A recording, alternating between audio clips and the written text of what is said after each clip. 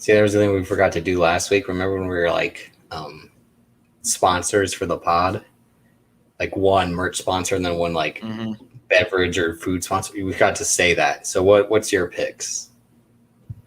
Again, it's got to be kind of realistic. Like I can't just say like, oh, I want a Nike deal because that'd be ludicrous. Maybe. As we'll see here. Chris Bridges. I knew as soon as I said that, I was like, I did. I've never had those, so. I had the Migos chips, if I'm not mistaken. Those were all right. I just remember they were like, you got them bootios. You eating them bootios? Like when they had the New Day shit. And they're just like, oh, you over there eating them bootios. Look at them. You ever had some bootios? The actual cereal? Yeah. Well, nah. It's the other type of cereal I don't think you're supposed to digest, but yeah. Nah, I wouldn't even know where to find it in Minnesota. Let's see. I'll Google it. I swear they sell it at Walmart. They probably might have at that time. But Banks versus Davis. We're back. Fast summer. We're on that last bit of road, on that last bit of runway from Fast 6 as the Fast Summer saga continues for this week. Week 8, the fate of the Furious. I'm Davis. Of course, I'm always joined by Banks. But first, we're going to talk about some other stuff that occurred during this week before we get started. And that's mainly the release of James Gunn's The Suicide Squad. Again, the big difference there is the much like the Brian Kendrick back in 2008. So where can you buy that? Saying the bootios are $12.99. $12.99. God. Plus $7 for shipping and handling. Or you could buy some from Amazon. Yeah, or you could buy some from Amazon for $50. I'm sorry, eBay. Oh, that's a scam. And then it's another one. Something called Toy Wiz is on there for $74.99. Oh, Toy Wiz. Yeah, he's real. It better be some real booty in here if I'm buying that. Why don't you ask girl who was up before we started recording? Can't do Background. Too many logistics with it. We'll talk off air. Snitch. Can't do it. I told you I'm a cop, so. I know he's a cop. You already thought I was a cop. Just due to me real quick saying that Spawn is trash. Oh, you're an idiot. Cops are idiots, but for saying that, like, bro, don't ever disrespect Spawn. That's childhood right there.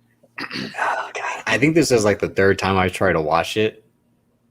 And I did because HBO Max we're grinding and pausing on it's impossible. I missed the last 30 minutes because I went out to get something to eat. Then I came back and it was just I'm like, fuck it. This shit won't pause. I'm not gonna like turn it off and turn it back on and fast forward and all that. But so I don't even know how it ends. I bet he defeats them, blah blah blah, all of that. But yeah, it's a horrible movie. No, he tries to go 1-on-1 with the evil one. Kanye West. Oh, you pod now because essentially both of them are the devil. So yeah. Oh God, I think everyone actually loves that whole him running around with the blanket like he's a fucking fan. That shit's just amazing. No, funniest thing this month so far, bro. I said God. This. I don't even care about the album to begin with, but this is worth it. I wasn't watching the stream; I was recording. But when I saw that video, I was like, "All right, cool. He don't even have to put an album out. This is good enough." And what's funny is like the actual song playing fits it perfectly. I think that's why he's like, "Look at me, I'm a ghost." Sweet. Because he definitely thinks like. Have you ever seen How High? That's the reference. Oh, I haven't seen it in years, but yeah, I've seen it. But yeah, I mean, Spawn like because I was showing me watching old SummerSlam matches from the pod account at the BVD pod on Twitter. and you were like classics, like you don't know nothing about this. You're too young. This was that shit back in the day. Then I watched Spawn, and I knew I was like, yo, this is trash. And then you were immediately like, see, that's what's wrong with the kids today. They're not learning. You got on the real like Michael Irvin shit, like recipes. You don't know what we had to sit through Spawn, The Crow. Bruh. The thing is, the Spawn cartoon was even better. It's a little bit more grotesque, but it was better. Okay, well, that's because actually, yeah, like the Spawn movie, like every transition has like an effect, or like the fire, like it's just the most '90s movie made in terms of like transition and bad editing and all. And the like John Leguizamo's just horrible. The one thing I always hate in movies like that are like dark graphic novels is like the world's always like shit, like the world's always in the gutters. I always hate stuff like that. That's like one of my biggest problems with The Crow is like it's always raining and then people in the streets and holy clothes with holes in them and all that, and crime's rampant. Even the police can't stop the crime. Like, it's like Fifth Element. A taxi driver lives above everybody, but then when you get to the bottom, it's poverty. Yeah, I've still never seen Fifth Element. That's because I don't fuck with Luc Besson. I don't like Luc Besson. Watch that. He's on some Josh Whedon nasty man shit. Most of them are. What can I do? I've seen Fifth Element 10 times. I'll watch it right now if I wanted to. But that's because you're a Chris Tucker guy, though, too. So. No, it's Chris Tucker. It's Bruce Willis. It's Gary Oldman. Bruce. We talked about Bruce Willis a little bit with Live Free or Die Hard. No. You know damn well that Bruce Willis is like Randy Orton. Like, hey, you know what? I'll turn it on when I feel like it. Like, it's got to be worth me putting the effort in. Yeah, because they just pay him, bro. They've been paying him an obscure amount to basically be Bruce Willis every movie. Yeah, and it's the same thing with Randy Orton. Like, no one should ever expect Randy Orton to put on like a 4-star classic. It's like those days are gone, and it's not like he has Christian to do it with. So, but man, if they paying me an obscure amount of money just to go by, why not, bro? That's the whole thing too. With I want to actually talk about that too, so it kind of works. It transitions perfectly, and then especially because you said Kanye. So is now officially a billionaire, right? People were asking for an album. No. Kanye's been a billionaire. He's projected to be 6 points billionaire, 6 points soon. But I'm saying Rihanna as well. Rihanna just made $1 billion. So, but she made an album 5 years. People are still asking for an album. It's kind of hard to get out of bed when you work for $1 billion. Well, and you're actually like, and your actual side businesses are working. That's the thing. It's like if Fenty Savage or Fenty Beauty wasn't taking off, she would have been back in the studio. She's got side shit that actually works. But that's the thing with music today, particularly the R&B or the rap artists, more so the rap artists. It's like you're a brand now. You're getting paid an obscure amount of money, bro. It's kind of hard to be like, yeah, I want to put out a new album. Why? You're not motivated, bro. It's probably hard to be motivated when you worth a couple mil. You work, bro. Who's gonna tell you got to go in the studio for 12 hours? True, but again, it's different in terms of being an actual brand and having brands. Again, people say they're a brand because they're trying to do this and that, but like Rihanna has actual brands underneath like the umbrella of her ability to career off of music.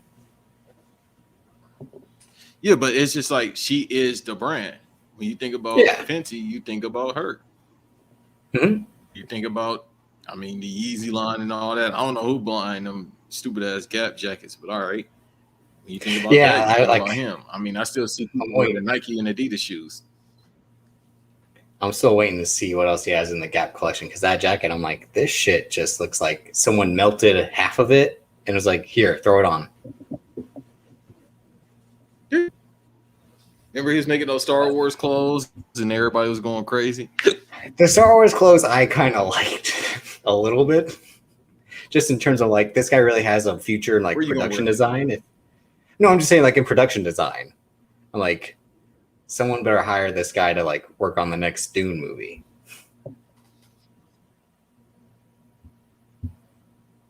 But yeah, no, realistically, the whole thing.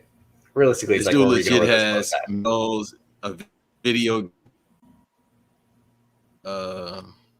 I wear it to the gym.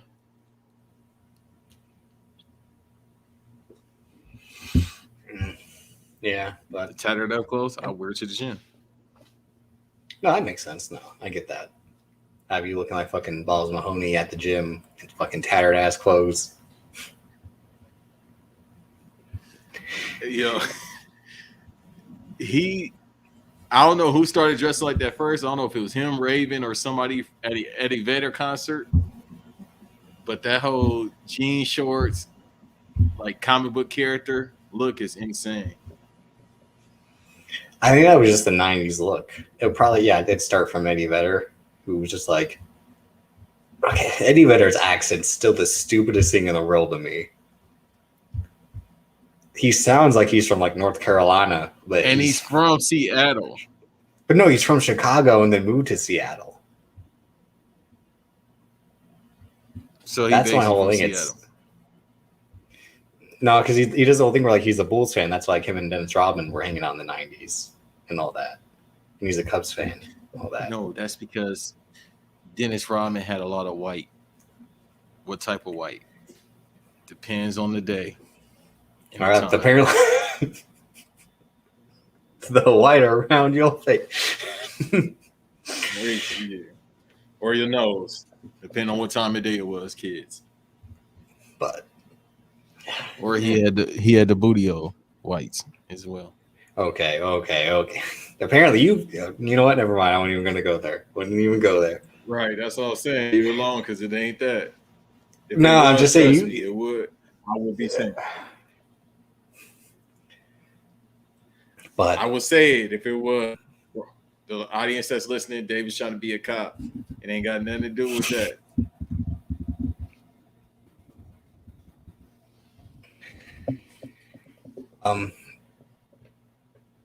But yeah, let's just move right on to the Suicide Squad. You didn't watch it. I mean, you watched the first 10 minutes, but because you were watching USA win against France, which I mean, come on, like that's expected. That's expected.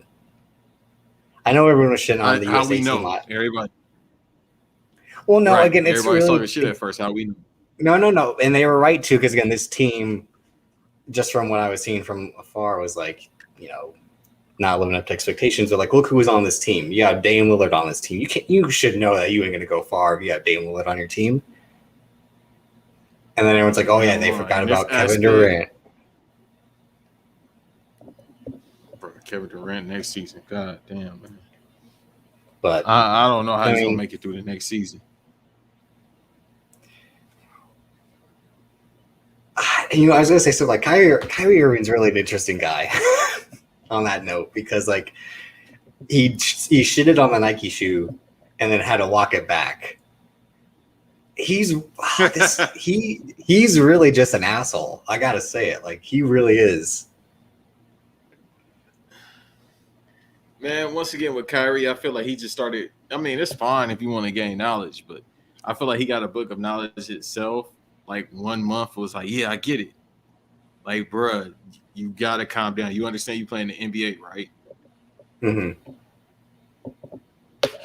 So that's all it is with him. He's his own worst enemy.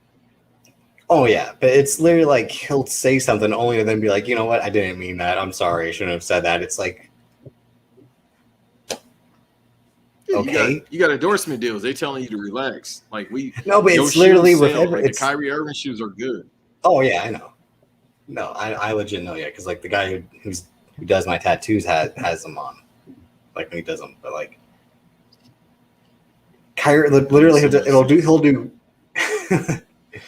one thing and then like do the exact opposite right after, and it's just like.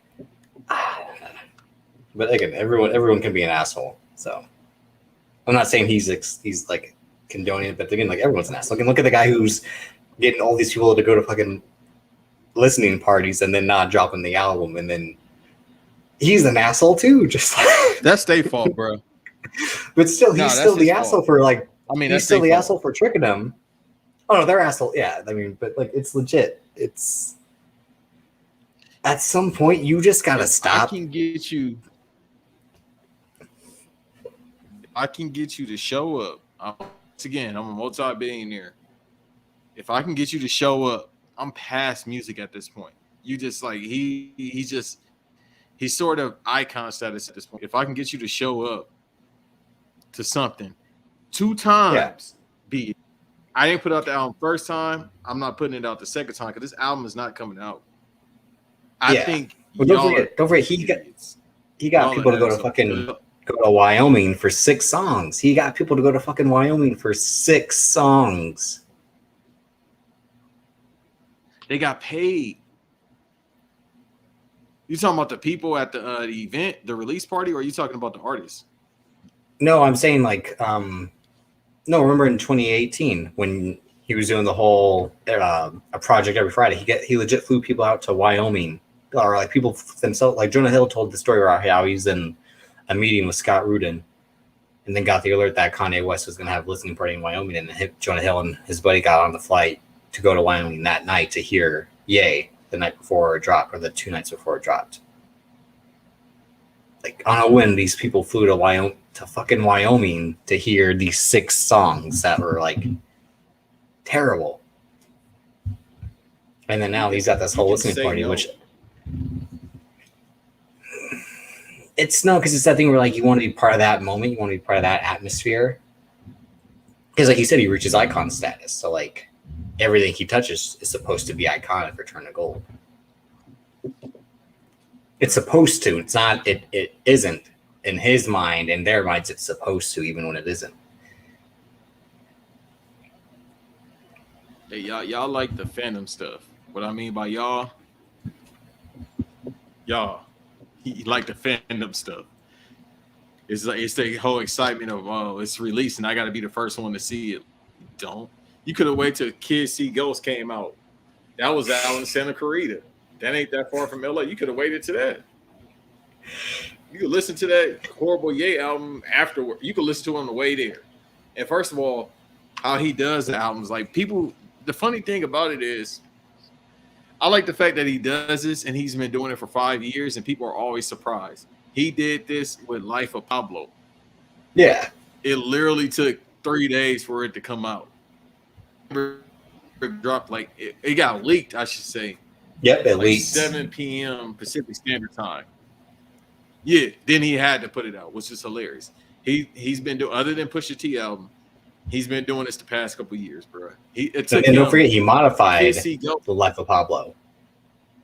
He's modifying it as it was. It was the first DLC album. Yeah, which is still like the stupidest thing for him. Like he took out the one part of, shit, what is it? Highlights, I think, right? Or whatever. Like, no, not that. Like that, there was like legit different versions of that. But like there was the leaked version had the one part of the song with Chance the Rapper, and in the middle you heard a different type of chorus, and then like the updated one, it was like that part was completely gone. That's what's going on with this album. Oh, like this wasn't coming out at all. Remember, then after that, he announced TurboGrafx 16, and like what happened to that? And then he announced Swish, and then like what happened to that? It's like what is like he's just like a director who will sign on to shit and then like never make it. He lives in his head, man. That's all I can really tell you. He's one of those dudes that really live in the head. Or Dwayne Johnson, because I was reading like what apparently his upcoming projects are supposed to be. Don't forget, like he years ago he said he was going to do a John Henry movie, and then everyone's like, "Wait, what?" I forgot about that. They came out with that. Oh no, I know that they did the Terry Crews one. I know that. And like 2019, I think, or early 2020, he announced like he was going to do a movie about Mark Kerr, the MMA fighter. We'll see if that ever gets made. He announced, him and his fucking stupid ex-brother-in-law announced that they're going to make this Christmas action movie, which is like, okay, it's basically sounds like the episode where like of the Fairly Odd Parents, where like he wishes every day was Christmas. Like, remember how Santa's like a superhero and that like it sounds halfway like that, and it's like we're gonna have explosions with reindeer and fucking candy canes or knives, and we go like it's gonna be so fucking stupid. And they got Chris Morgan to write it just because he's like, they're paying me how much? Might as well. Like,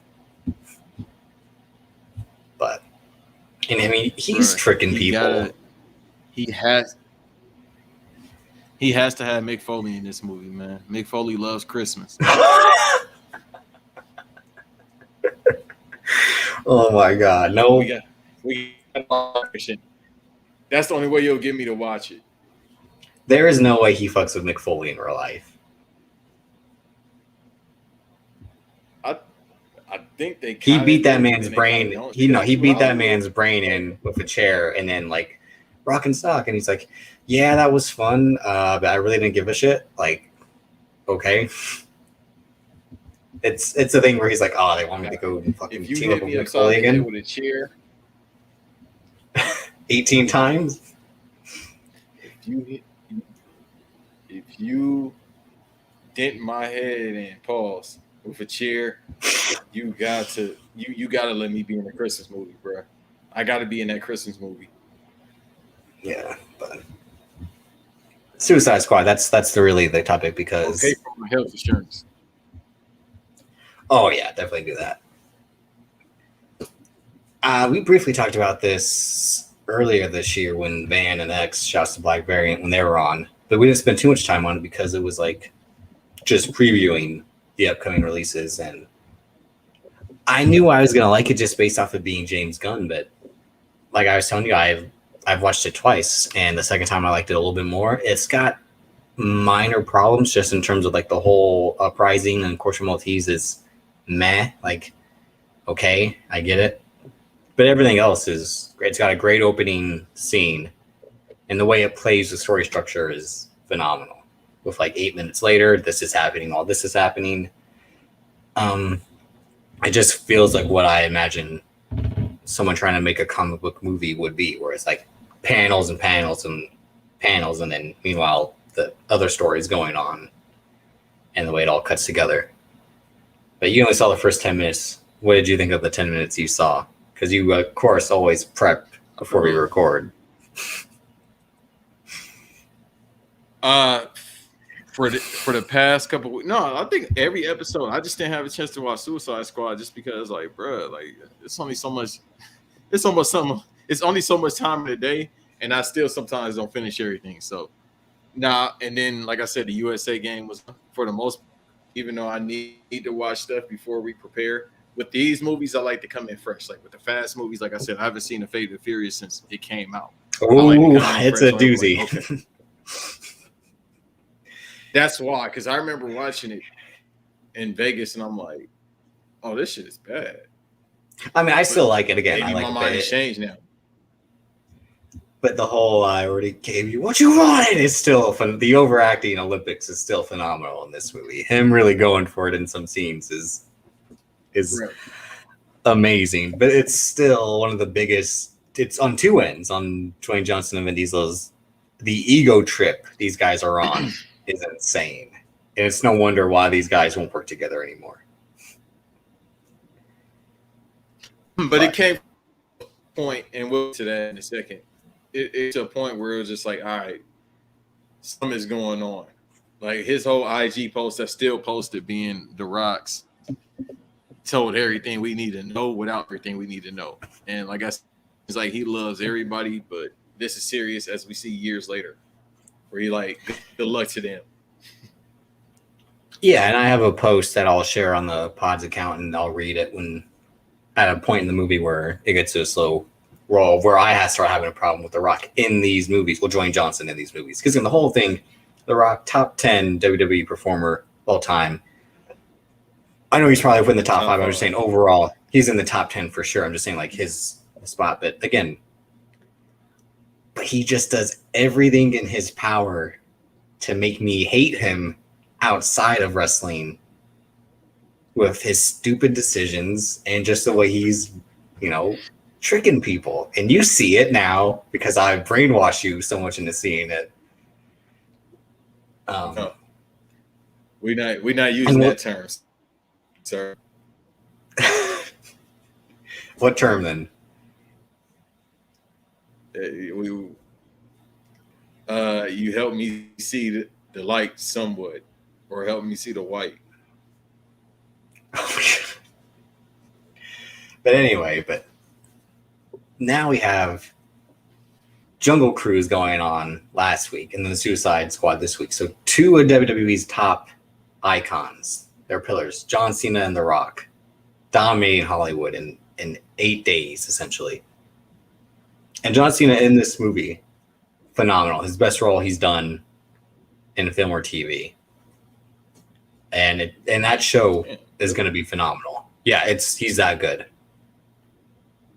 And him and Idris Elba, they listened to our show and for those scenes. They had our back and forth down because him and Idris Elba, they go like it's a comedy pairing I didn't see working out, but also like they kick ass. But right, overall, I didn't think they were going to have much chemistry between each other. Yeah, well, I mean, John Cena again has chemistry with pretty much everyone, from wrestling to movies. Like again, like he makes. Oh, all right. I mean, it's not his fault that Roman Reigns can't hang on the mic when they're no, he can, but he can, but when they're around each other, is he can. No. When they're around each other, they can't. So remember, Roman Reigns is like, I beat the Undertaker. It's like, you're the second man to beat the Undertaker at WrestleMania. Who gives a fuck? But it goes back to how many people can hang with John Cena, bro. CM Punk could. Yeah, even look, it's the whole thing we said that John Cena has a rebuttal for everything. He has a counter for every single thing you say. Yeah. So and again, Punk sitting at that, he was like, all right, it's like battle rap. I was like, all right, I'm gonna let you get your shit off. Okay, damn. The thing is, we just haven't seen this version of Roman Reigns go back and forth with John Cena yet at the same time. It's when one's been on screen, the other's been off screen. So that's really just, we'll have to wait and see if Roman Reigns has learned from the ass kicking in 2017. But time will tell. Time will tell. But yeah, boy, it's gonna get ugly fat. Me and you agreed on that. It's gonna get ugly, bro. I mean, it can, but also I'm giving Roman Reigns a bit of the doubt by him still holding his own on the mic a lot better in the past year than he did previously. That's also because they kind of like let the restraints off him in terms of him being ultra babyface superhero Roman Reigns, of just him being tribal chief asshole Roman Reigns. He don't have the counters for we'll everything. See. We think he's gonna say. John Cena gonna say something 2 times over, and John Cena lost some weight too, so he might be now malnutrition and upset. No. Because again, if you see him in Suicide Squad, he's still tweeted this earlier too, that he's still gigantic compared to Idris Elba, and Joel Kinnaman.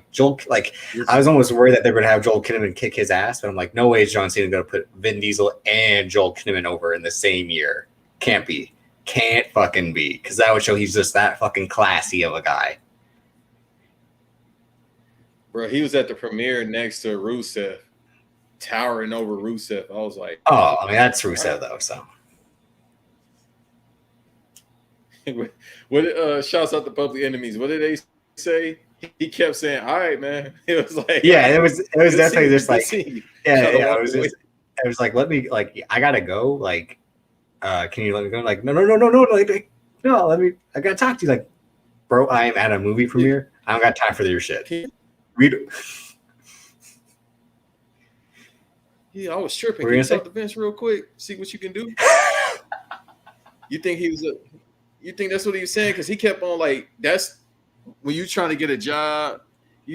Certain people, when they trying to get a job, they'll hit their ex coworker up like, hey man, what's going on over there? Yeah. Can you get back in? Put the word in, see what's any openings. Even though he's the TNT champ and will brag about like he's doing so much better now than he was before and all that. And his whole gimmick's weird. Like he's basically like a son of God. Essentially, I don't get it. But we're not going to talk about that. We'll have an AEW episode one day, hopefully with Keeks, Queen K will grace us with her presence and talk about some AEW one day. But I got to bring Cody Dre on too. No, because it'll just get too outlandish then. If this man is screaming people are trash, and then he's going to say so-and-so from AEW. No. I ain't got time for that. That's going to be the Suicide Squad right there, bruh. That episode. But what did you remember about David Ayer's Suicide Squad?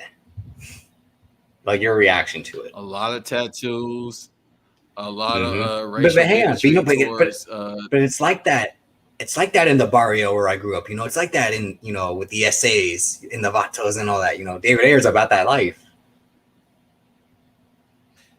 All right, so let me say this. Me and him from two different LAs, all right? This man said, I grew up in LA. I grew up around the streets or whatever he said. He basically was talking like Soulja Boy. So, with him... Well, he was actually a soldier in a way. He was in the Navy, so... He's a proud boy, too. I don't know. We ain't got too many proud boys in LA, but, if you like it, I love it. The fact that he said I was out here in the streets, he was probably, I couldn't tell you because he was on that part of LA. That part of LA I couldn't go to. Yeah, where you park the car. I couldn't go on that. Park the car. I couldn't go on that. I couldn't go on that side over there. So, hey. Over there. But he got to stop it, bro. All I remember, all right, relax. I was attacked yesterday. I should have blocked that person. That tweeted that too. Anyway, carry on. But no, all I remember is tattoos.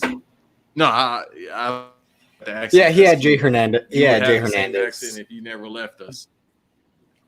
That's the thing. My accent now, I don't really know what my accent is because I mainly just, I don't know. You sound like it's not like OC. Yeah, I'm not. It's almost close to like Ja bro talk. Like Ja bro, like, but yeah, David Ayer, he's got fucking Harley Quinn with tattoos on her face. He had to make Jared Leto's Joker get tattoos on his face. Common had to get tattoos on his face for the fucking one scene he's in, and still gets a graphic at the end of the credits. Bruh. He makes fucking poor Jay Hernandez go full face tattoo to be El Diablo, and fucking I remember walking out like, this was fucking garbage. Again, it's the same year that BVS came out. I'm like, God, like, these idiots can't do shit at this company.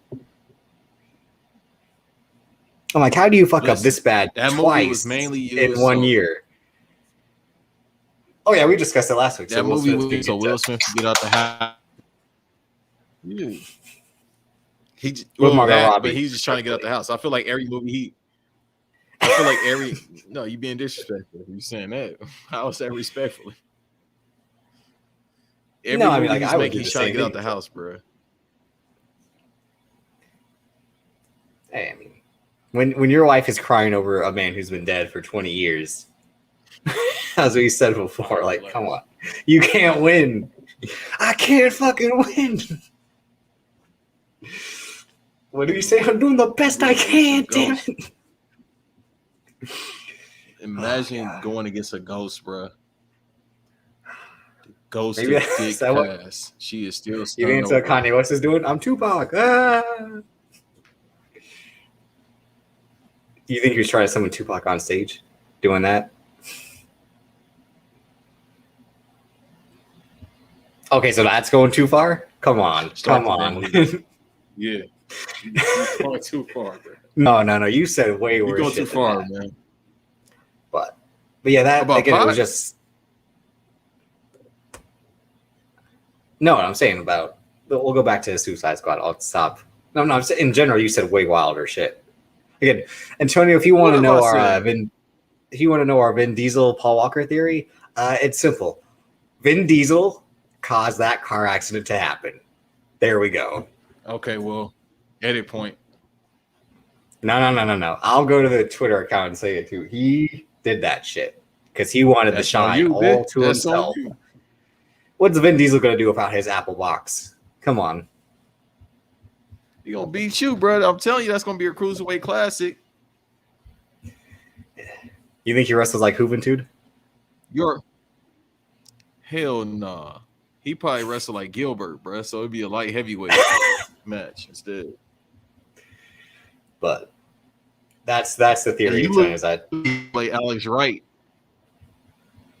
nah? He's just coming out to the Oh, ring. das Wunderkind. Yeah. Yeah. Sick, but man. no. Yeah, I just remember like, all right, that Suicide Squad movie was shitty, but like Margot Robbie was the only good thing in it. It just had a lot of bad music cues. Again, they have a whole Will Smith fucking firing squad montage set to Black Skinhead. Like, that's something like I would have come up with. Like, and that's why they don't let me make movies. But Yo, yeah, the music supervisors at these studios are horrible. Who picks these songs? Well, if it's guys like Quentin Tarantino and James Gunn, they pick their own songs. And Edgar Wright, they pick their own songs, I think. I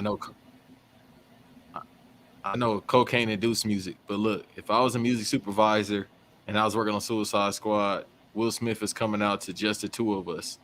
He's shooting people to that, or Big Willie style. Getting jiggy with it, he's shooting motherfuckers. No, it's the Wild Wild West. Hey, and it's Warner Brothers, so exactly. get it straight. Oh god, that song is so bad, but so good. Have you ever seen the video when Cisco was going crazy? No, I don't think so. Bro, watch the video. Cisco was going crazy. I might post it on the timeline. Yeah, Cisco go ahead was and do going that. crazy in that video. Yeah. But so they announced that they're going to make a sequel to this after James Gunn's been fired from Guardians 3 due to some old tweets resurfacing, which was a smart move by DC. They basically did what AEW does. Like, oh, you got released? Come on down. We can let you do whatever the fuck you want. And James Gunn was like, anything? And they're like, anything. He's like, I can make a new Suicide Squad movie with some continuity. They're like, yeah. And he's like, what about blood and guts and language? They're like, yeah. He's like, you got a deal. Yeah. And that's what this movie is, and it's amazing. And you can tell, I think that's why Dave Bautista's pissed about not wanting to be in the MCU anymore, is that I think he wants to make stuff like this and Army of the Dead. And I don't think he wants to be PG-13 anymore. I think he wants to do the stuff that's without restraints.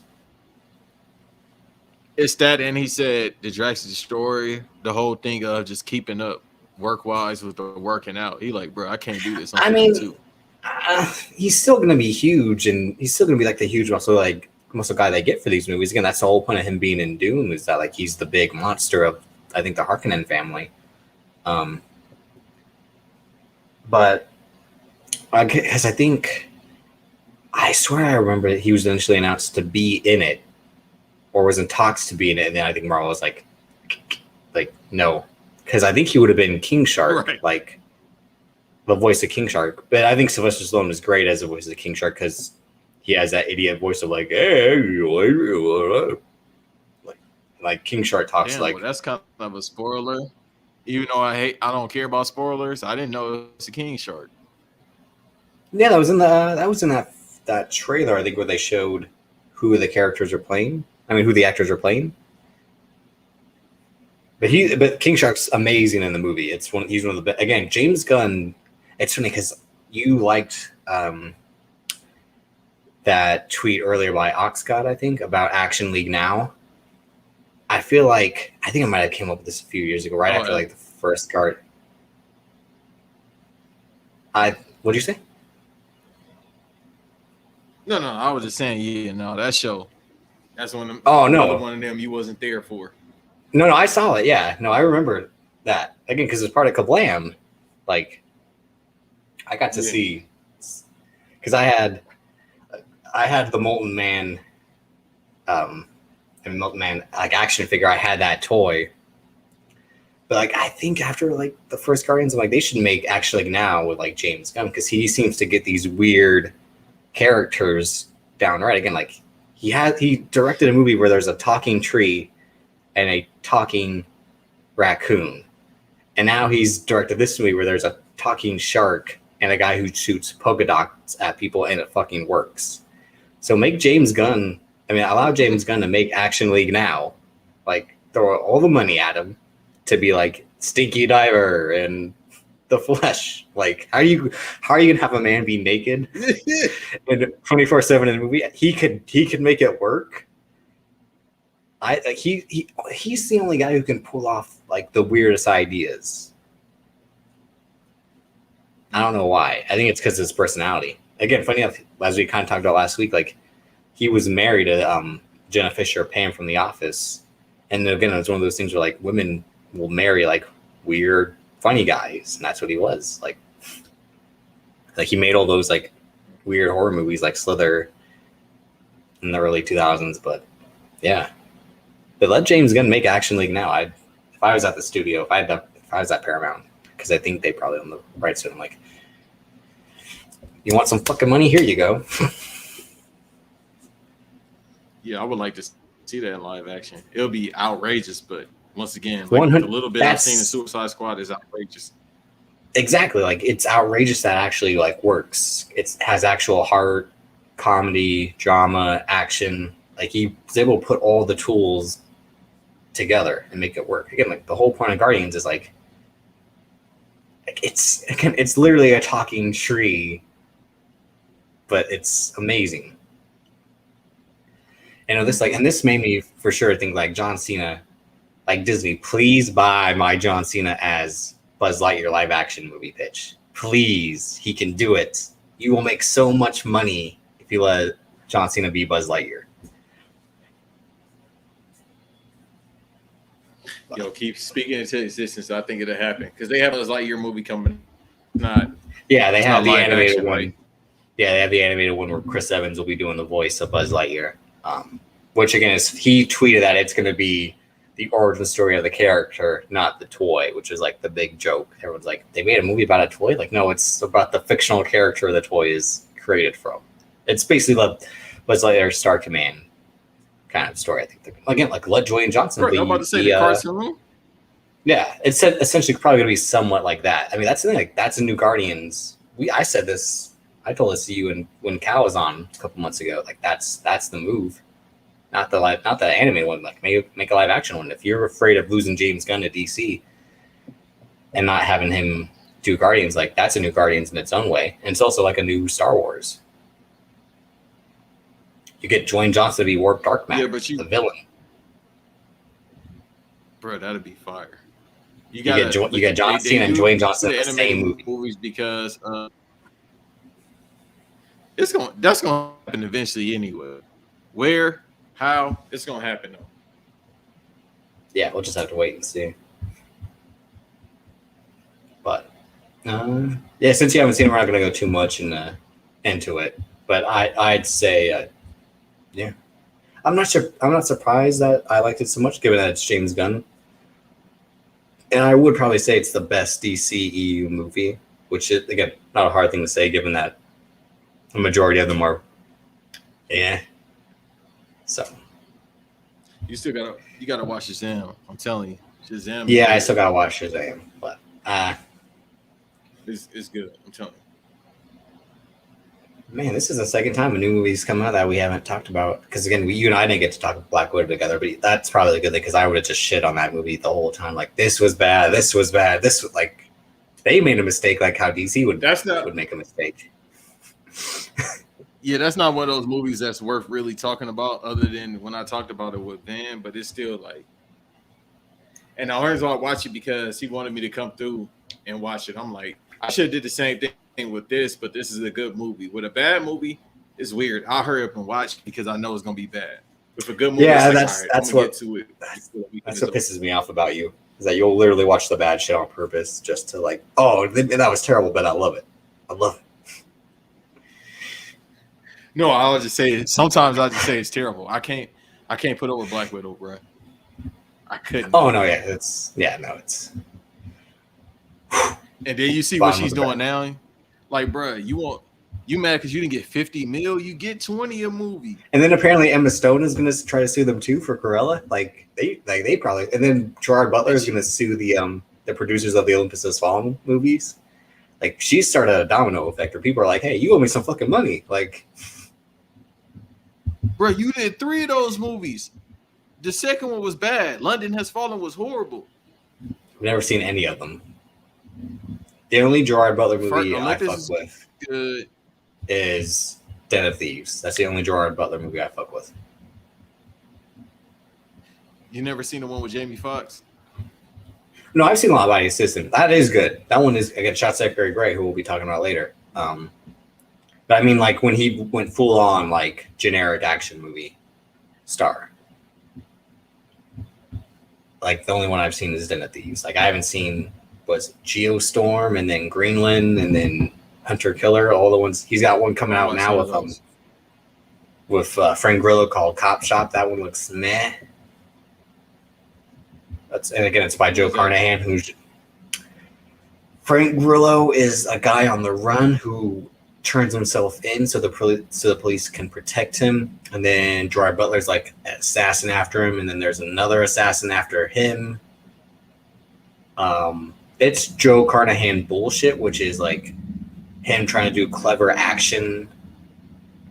But like, yeah, Joel Carnahan, he's an interesting guy in terms of like the way he makes movies and the movie he makes. I mean, Smoking Aces is good, really good, but yeah.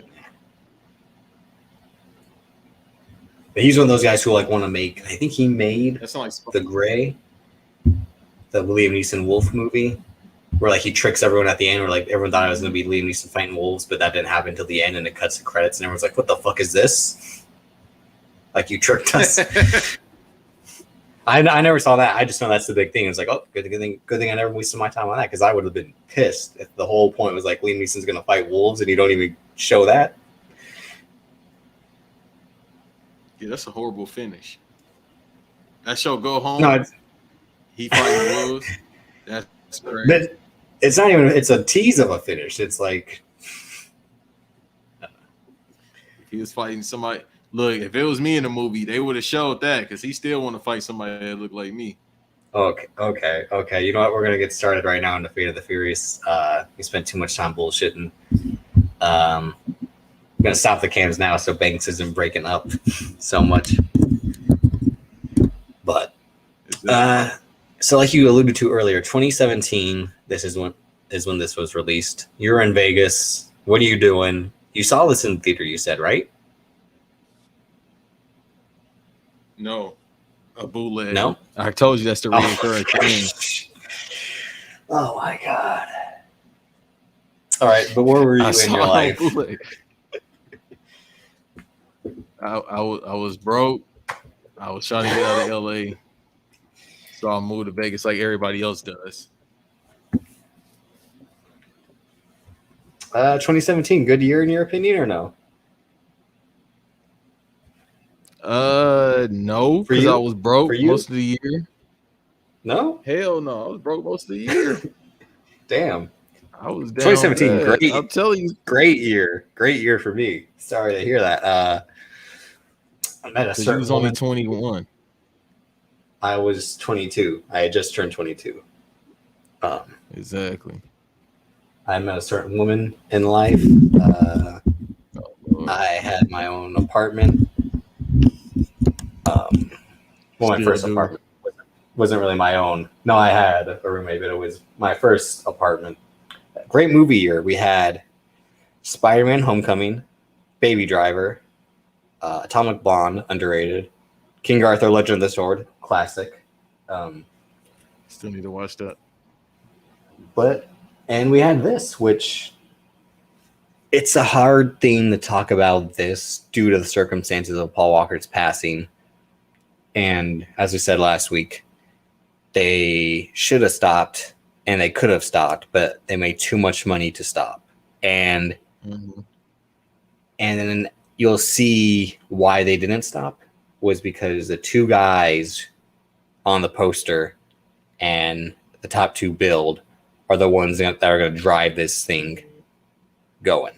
It's going to be the Vin Diesel and Dwayne Johnson show, but it won't be Vin Diesel and Dwayne Johnson. They'll have their own shows going on simultaneously. And that's the big thing over the course of this movie is you'll see the feud that is still going, as you alluded to earlier, between the two. But it was an interesting thing, too, because, again, Justin Lin walked away after Fast and Furious 6 due to the rush schedule they had for Furious 7. James Wan comes in, does a fantastic job with Furious 7, leaves because Vin Diesel was a headache to work with. So Vin Diesel, and I think more likely Universal, collaborate on that. It should be F. Gary Gray, because Vin Diesel had worked with F. Gary Gray previously on A Man Apart, and F. Gary Gray had just made Straight Outta Compton a huge hit for Universal, and they, I think, kind of rewarded him with a big blockbuster paycheck. And if you've seen The Italian Job, Law Abiding Citizen, kind of an underrated action director, doesn't really get the chance to. I was like, what has he done since this? I forgot he did the fucking Men in Black movie with Chris Hemsworth and Tessa Thompson. I didn't see that. Men in Black International. Me neither. I have no intention of watching that either. I forgot all about it. Kind of. Same. I completely did too. I'm like, what has F. Gary Gray done? And they gave Hollywood fucked him over with that movie. They knew that movie was gonna be bullshit. They just got Chris Hemsworth and Tessa Thompson together because of their chemistry in Ragnarok, and we're like, this is gonna make money, but it's gonna fail critically, and that's what happened. And he hasn't done anything since that. I did not know he directed the video for Miss Jackson. Yes, sir. One of the greatest music videos in history. It's, again, one of the greatest songs ever, but I was like... Give me the first verse, then. Give me Big Boy's verse. If First... Okay, we're not doing this right now. I'm sorry, Miss Jackson. Just give me the hook, man. I am for real. Never meant to make your daughter cry. I apologize a million times. I'm sorry, Miss Jackson. What else? Me and your dog got a special thing going on. You say it's puppy love. Puppy love. We say it's full grown. You gotta finish it. We hope that it's. Hope that you. Hold on, I gotta feel like a music teacher. Hope that. No, we're not doing. We're not doing this right now. Feel this way forever. You can paint a pretty picture, but you can't predict the weather, Miss Jackson. Let's go. And then he does it like 5 times out of 5, like 6 times out of 9. And if I'm lying, fine. But like no, we're not going. No, we're not going any further than that. Forever. Okay. And Big Boy got the. He has the Dallas Cowboys jersey on in that video, right? Yeah, because he understands winning. That's why. Yeah. There's a whole lot of winning going on in the last 20-something years. Yeah, a whole lot. More than the San Francisco 49ers, but okay. Go ahead. Continue with this. Who's been to the Super Bowl? Who's been to the Super Bowl twice in the last 10 years? It don't matter. Did y'all no, because that means you have to win the conference, which you guys haven't done since since Troy Aikman was, fighting CTE in the early stages. Okay. All right. Since you want to be a smart ass, go ahead. I also forgot that F. Gary Gray. Wait, what? No. Okay, I'm like that short man looks like Jay-Z, but that's besides the point. That good meme, of white Jay-Z. Yeah. If Jay-Z did the Eddie Murphy SNL sketch where he did whiteface, like, I would like to buy this newspaper. And the guy's like, take it. You could just have it.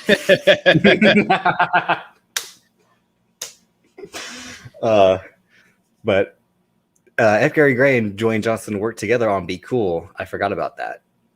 Classic. Which, again, Vince is what caused heat between Vince McMahon and The Rock back in the day. Because Vince McMahon didn't like. That. Yeah, apparently Vince McMahon didn't like that The Rock was playing a gay character. That was the rumor of why he let the contract lapsed in 2005 and why they didn't speak for a couple years, or just mainly a year or two. That's hilarious. That's what you draw the line at, Vince, compared to what you was doing on your show? Because they had made, because he was the star of the WWE produced movies, you know, The Rundown, Walking Tall. So they thought they had this macho action star, and The Rock at that time was doing what he should be doing now, and is an experiment in roles. He did that, and he's again pretty good in that movie, even though it's an early role for him, where he's got the charisma as a performer, but he's not a good actor yet. In like the basic sense. But yeah, I mean, I just remember Dave Meltzer said that. So who knows how much is true? Like, I would trust him on reporting something like that, and he said this years and years ago. That's the reason, insane, bro. Hey, I mean, it's Vince McMahon. What do you expect? Right, that's what I'm saying. Like, bro, that's where out of everything else. And funny enough, F. Gary Gray made, well, they were released back to back, A Man Apart and Be Cool. So who knows when they actually, so like this Venn diagram of like F. Gary Gray, Vin Diesel, Dwayne Johnson kind of came like full circle almost a decade later. But again, shouts to F. Gary Gray. It goes from Friday to Fast and Furious 8, essentially. The Fate of the Furious. What a move. Favorite F. Gary Gray movie besides Friday? What is it? Probably Straight Outta Compton or A Man Apart. It's either one of those.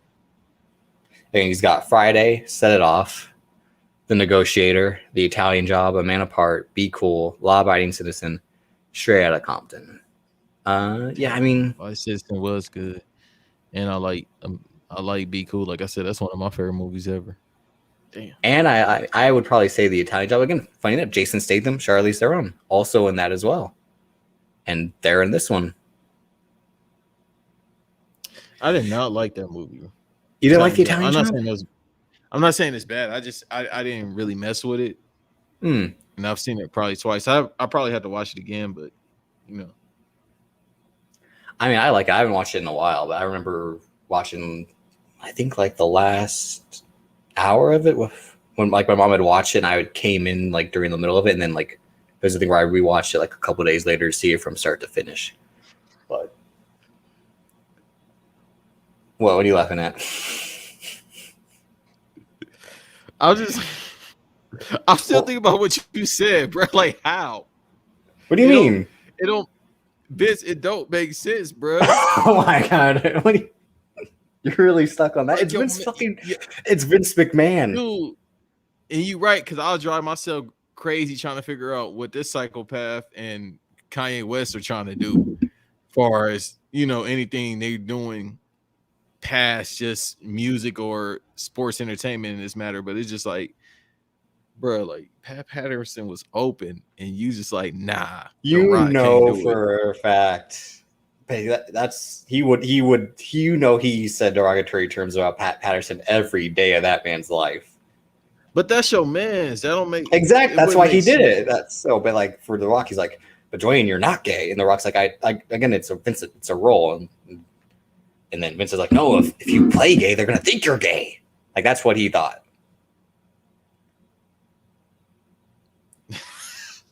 All right, they're not. You're gonna be talking about Poo-Tang pie. You're gonna be talking about Poo-Tang penis, like penis pie. Like that's what he's probably thinking.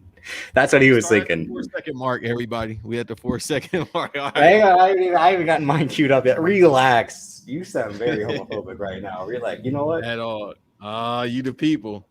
You really are. He's a cop. He really is a cop. They're going to hear this. They're going to take it, and then they're going to definitely try to edit it. Anyway, but yeah. Non-popular podcast. Unknown, not popular. So if we were unknown, would we be popular? Like, you'd have to specify the unpopular part. I could just say this. Of course, you on a bigger platform, so you are popular. I'm an underground legend. I'll just say that, which is fine with me. Okay, you said you're at the 4 second. Yeah. Okay, all right. Just What's got your there, favorite so F. Gary Gray movie? It should I be just Straight said Outta Compton. I said if it's not again Friday aside, it's probably Italian Job or Straight Outta Compton. No, it should be Straight Outta Compton. The only reason it's not Straight Outta Compton, as we kind of briefly talked about with Graham that one time, was like there's a lot of creative licensing and like the whole like, yo, Dre, what are you gonna call it? Aftermath. Like, why the fuck do you care about what my label's gonna be, bitch? Like, That's just Dre putting himself over like always. no, that's what I mean. Yeah, bitch. I mean, and we're not gonna talk about his whole situation going on. Like, and the man's already having to pay his ex-wife. That's why you never get married if you have not even if you have one, just don't ever get married because they will take that shit. Don't get married. Well, that's a no, you PSA podding. for me. No, you podding right now.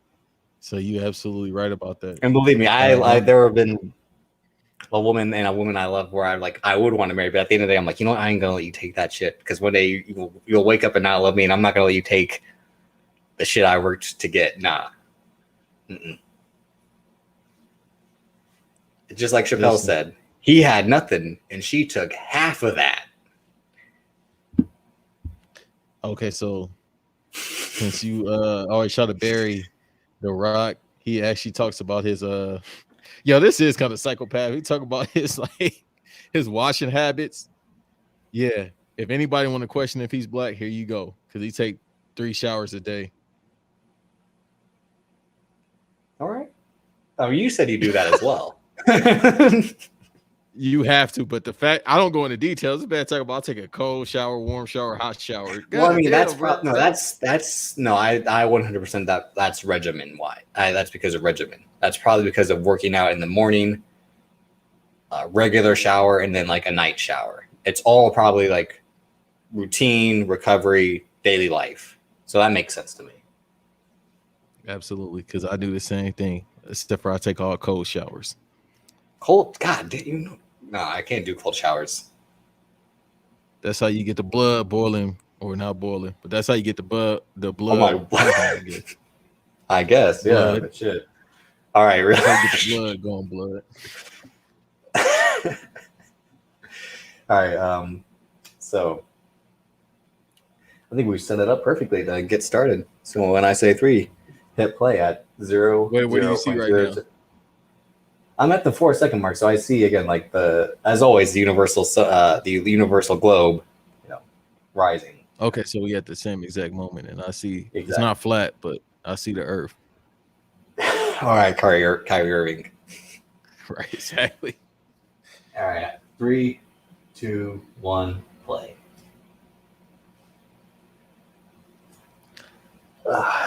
And shouts out to YouTube, bro.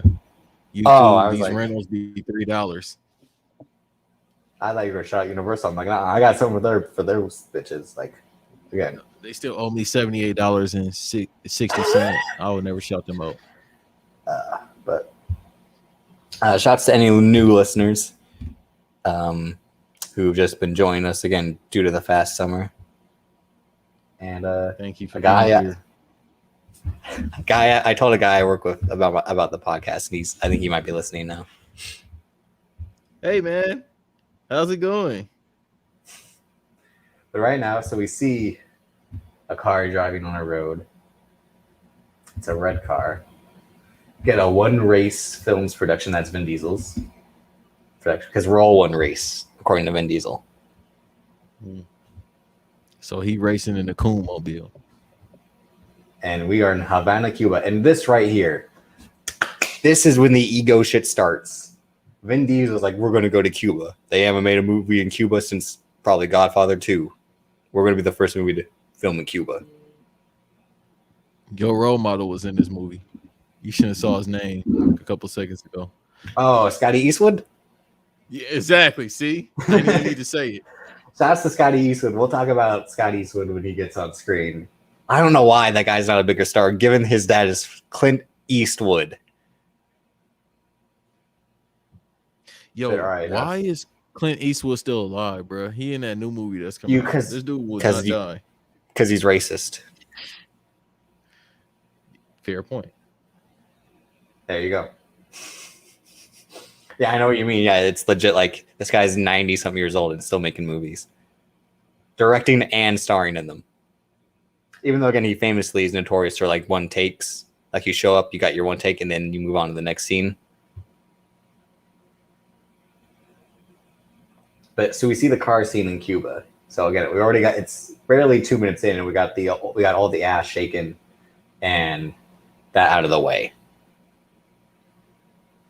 Ass shaking and brain shaking because Letty still don't know who she is. No, she knows. No, the CT just doesn't go away after one movie. No, it's been 2 movies too, because you got to count the one it was that she returned, and then the one after. But so again, they got motorcycles in Cuba too. But the guys are using the boat engine to keep their car running. Again, this is probably due to Castro and his control over Cuba, which everyone knows it's hard for Cuban baseball players to affect, given the rules and all that. He's a communist. That's good. That's a good one.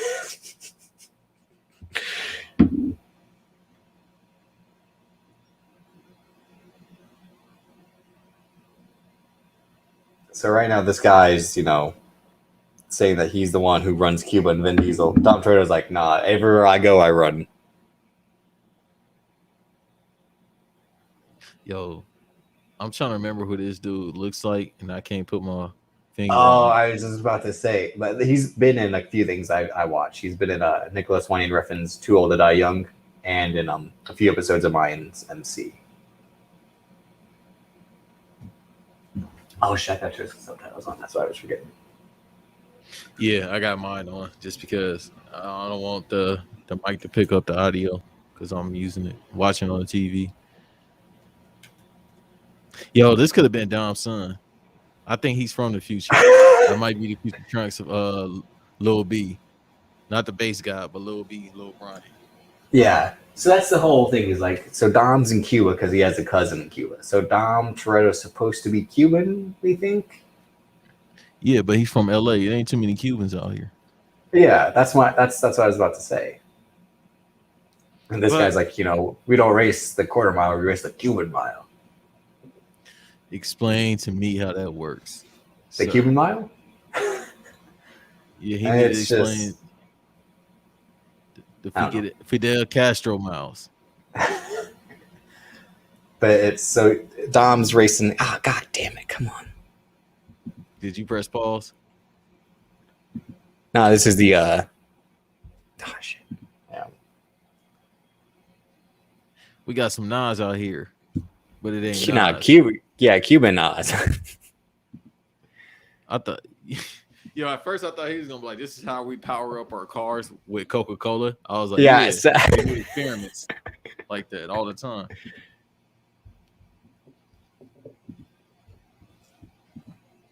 But he has to race his cousin's shitbox car against the guy's fastest car, against the crime lord or race the drift king of Cuba, essentially his car is what this guy is. All right, there we go. I shouldn't have any more alerts from that. But in the whole thing, he was hooking up the Nas some way to a car that was he learned it from the Buster because it's essentially going to blow the car up if it doesn't work. Very reminiscent to Brian putting all the Nas in the first race in the Fast and the Furious when he's got enough Nos in there to blow himself up. Yo, if the reggae boys is out there in Cuba, they definitely getting executed. They will lose their mind. Okay. You cannot touch my woman. No. This ain't Kindle, bro. Again, we got motorcycles in the Fast and the Furious movies, a very rare occurrence. We'll get one next week with Brixton Lore, aka Idris Elba, and his Transformer motorcycle. That's next week. For all the new listeners, I'm telling you to subscribe, share, all that stuff, because I'm telling y'all next week's episode is probably gonna be a classic. You keep saying that. You're going to overhype it. I'm telling you, I only put stuff over I believe it's gonna be over. I put over every episode, but that's gonna be the one. I'm gonna try to speak British the whole episode. I think we did say we were actually going to try to do that. Yeah. I think I'm gonna definitely try it. I'm gonna practice all week and see what happens. That could show. I'm gonna talk to a this could- woman and use a British accent. The fuck wrong with you? Oh my God, a woman. You do not believe? Bloody hell. You don't believe? Do you want me to sound like Finn Balor? I can try. No, Irish. that's first of all, that's Irish. That's Irish. And he's like, I'm going to take you out to the deep water and I'm going to drown you. Roman Reigns. That almost happened too, everybody. Not to spoil it, but as Dom is in his go-kart. Yo, he really like in a go. Yeah, 100% he's driving a Mario Kart. Nah, even Mario Karts were more equipped and safe than that, bro. But as he's driving, I do hear the song in my head. Yeah. The Rainbow Road song. On the fucking, yeah, Rainbow Road. So they try to sabotage her by like trying to crash the motorcycle into this shitbox, but the shitbox somehow survives because again it's got Dom's Toretto's rage fueling it. So he pulls the emergency NOS. And this shit's on fire, legit. Like it should have exploded by now, bro. He should be cooked. Yeah, literally. We pray before lunch. We're not eating Dom for dinner. I'm telling y'all. But again, he's driving like a Ghost Rider car. He is Ghost Rider, as you always say. Yeah. Nah, bro, you don't make it through this. Like, yeah, he can't even see through. Like, again, he can't see through the fire, and yet he's driving. And understand, people, if you anywhere near heat, especially in a car, you're not driving. Yeah, the glass is cracking. Yeah, like, nah, you're done, bro. So all right, so he does the thing where he flips it in reverse and drives backwards. Like he's Mater in cars. He's the world's best backwards driver.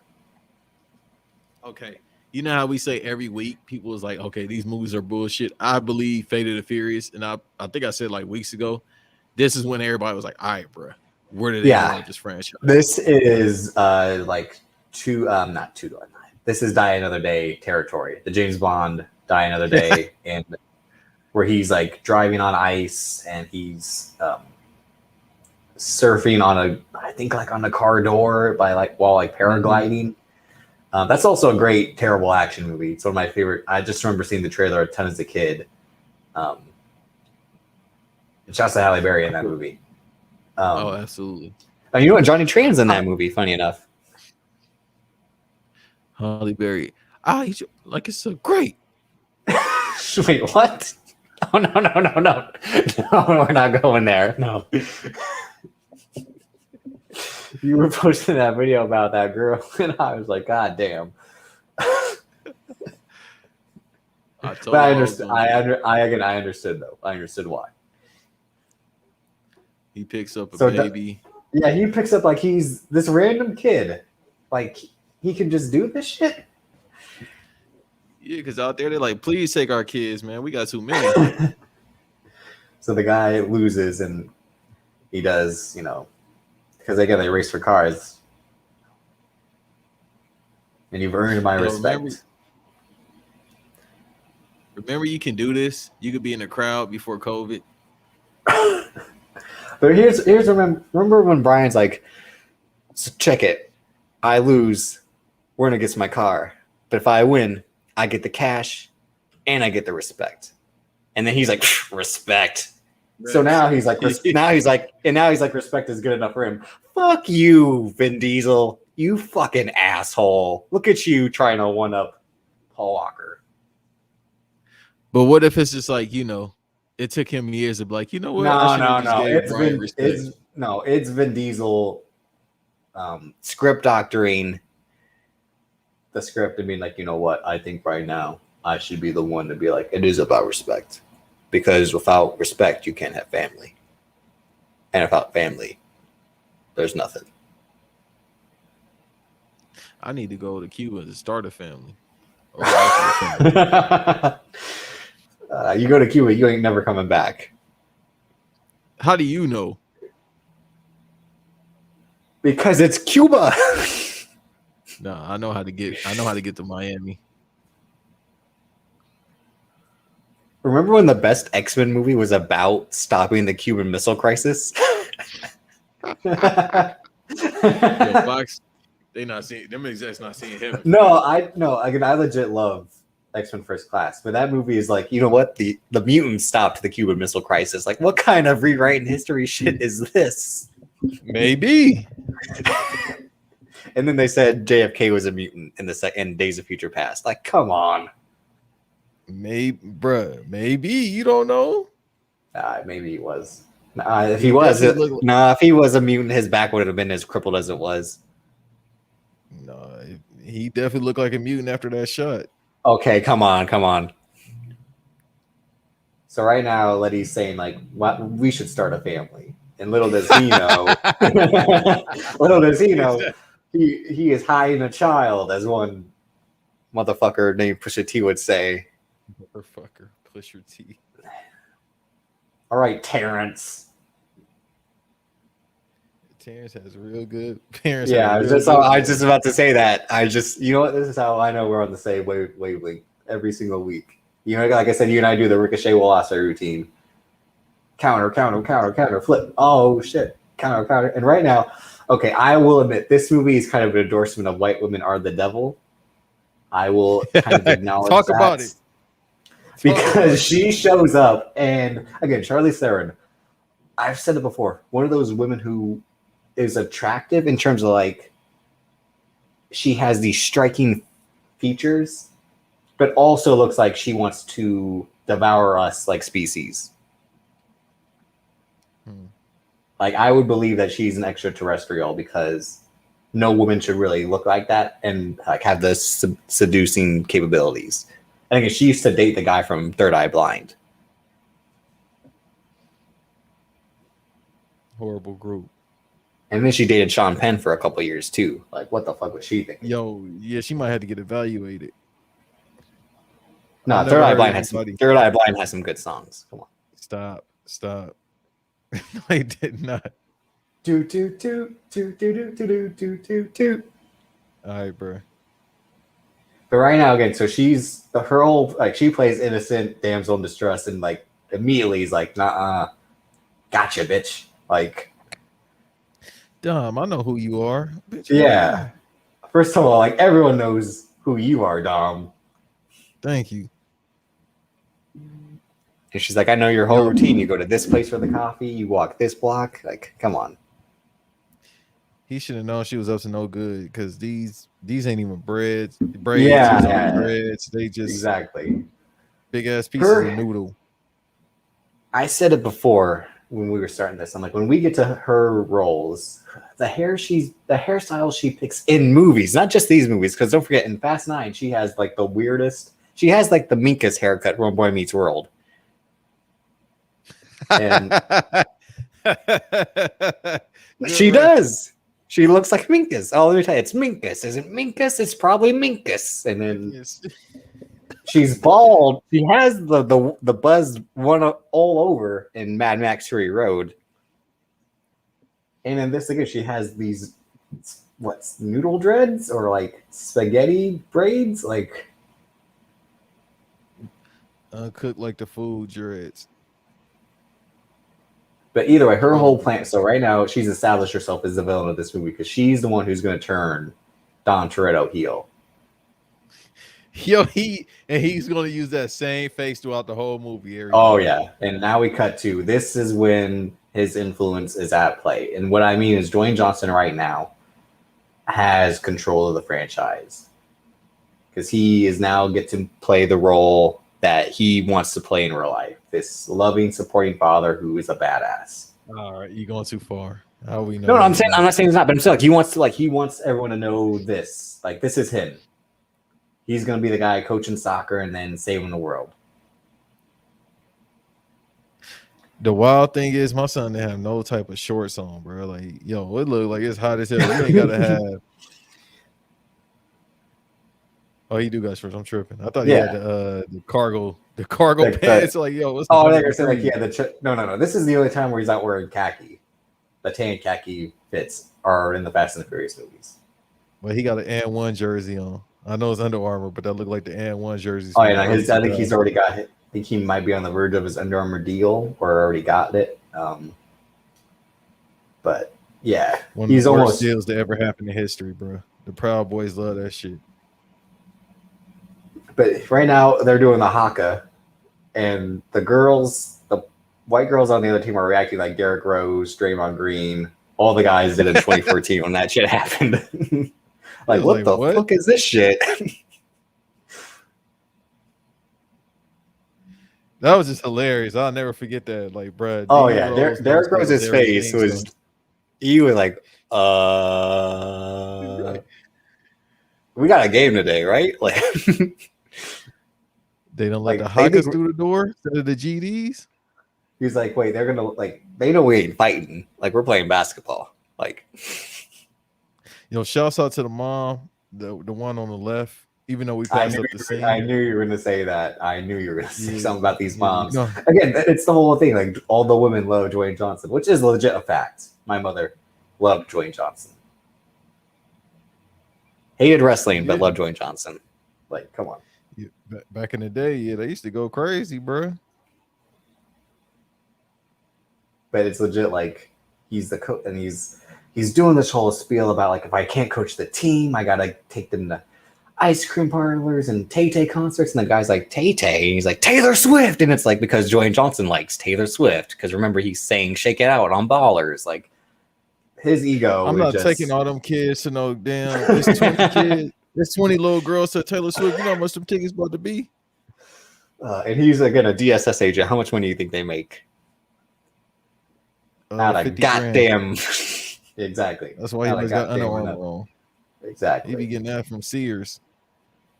But see what I mean? He's doing like, the only thing I love more than my daughter is saving the world and all that. So he's again establishing that Luke Hobbs is not the guy who was calling Vin Diesel boy. All right, it's Dwayne Johnson right now, and it's the agency calling him that. Like, boy, you better save the world. I sound out here just like a Men in Black extra. Oh yeah, Patrick Esperta, shouts to him. A guy who kind of refuses to go home, if you know that expression. No, y'all don't do that, man. Y'all uncles and stuff don't do that. Y'all, I know. I don't know why. So this little girl was in the previous one, but she won't be in Hobbs and Shaw again because that movie takes place Earth 2. Exactly. It's like, dog, this only been a 2-year gap. Like,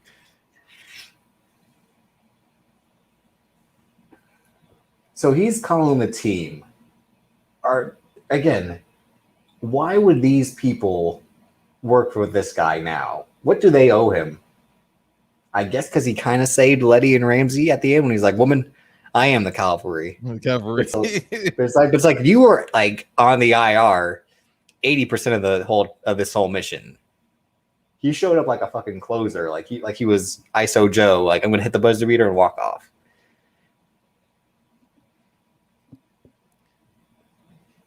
The cross of power. All right, now we're in Berlin, Germany again. So we've been to Havana, Cuba. Yeah, they come out like the Avengers, bro. Age of Ultron was hilarious. All in Dodge Chargers, I think. Yeah, except Hobbs. Again, he has to stand. The Rock, Dwayne Johnson has to stand out. I can't be like everyone else on the team. I got to be different. I got to be in the truck. Because a man like him can't fit in a fucking Dodge Charger. It's like it's like the mean tweets with Shaq. Like, Shaq, damn well you don't fit in no Buick. There's no way. He don't think he can fit in a Dodge Charger. It's crazy. So the whole mission is then to steal this EMP. Again, it blocks out the signal like EMPs do, electronic magnetic pulse. I think that's what a big thing in Call of Duty, if I'm not mistaken. Yeah, and once again, they're not qualified to do this shit. And that's what I was just about to say. Again, so why would they accept the mission? All right. So here's what they were doing. They get together to rob to pull a heist, to rob a crime lord in Rio. they reunite to save Lady because they owe Dom essentially. Like this guy is responsible for us having all this money.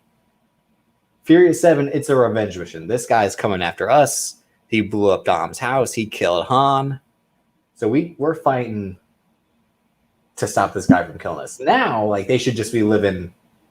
All of them should be living like Brian is in the world. Like no worries. Like no more bullets.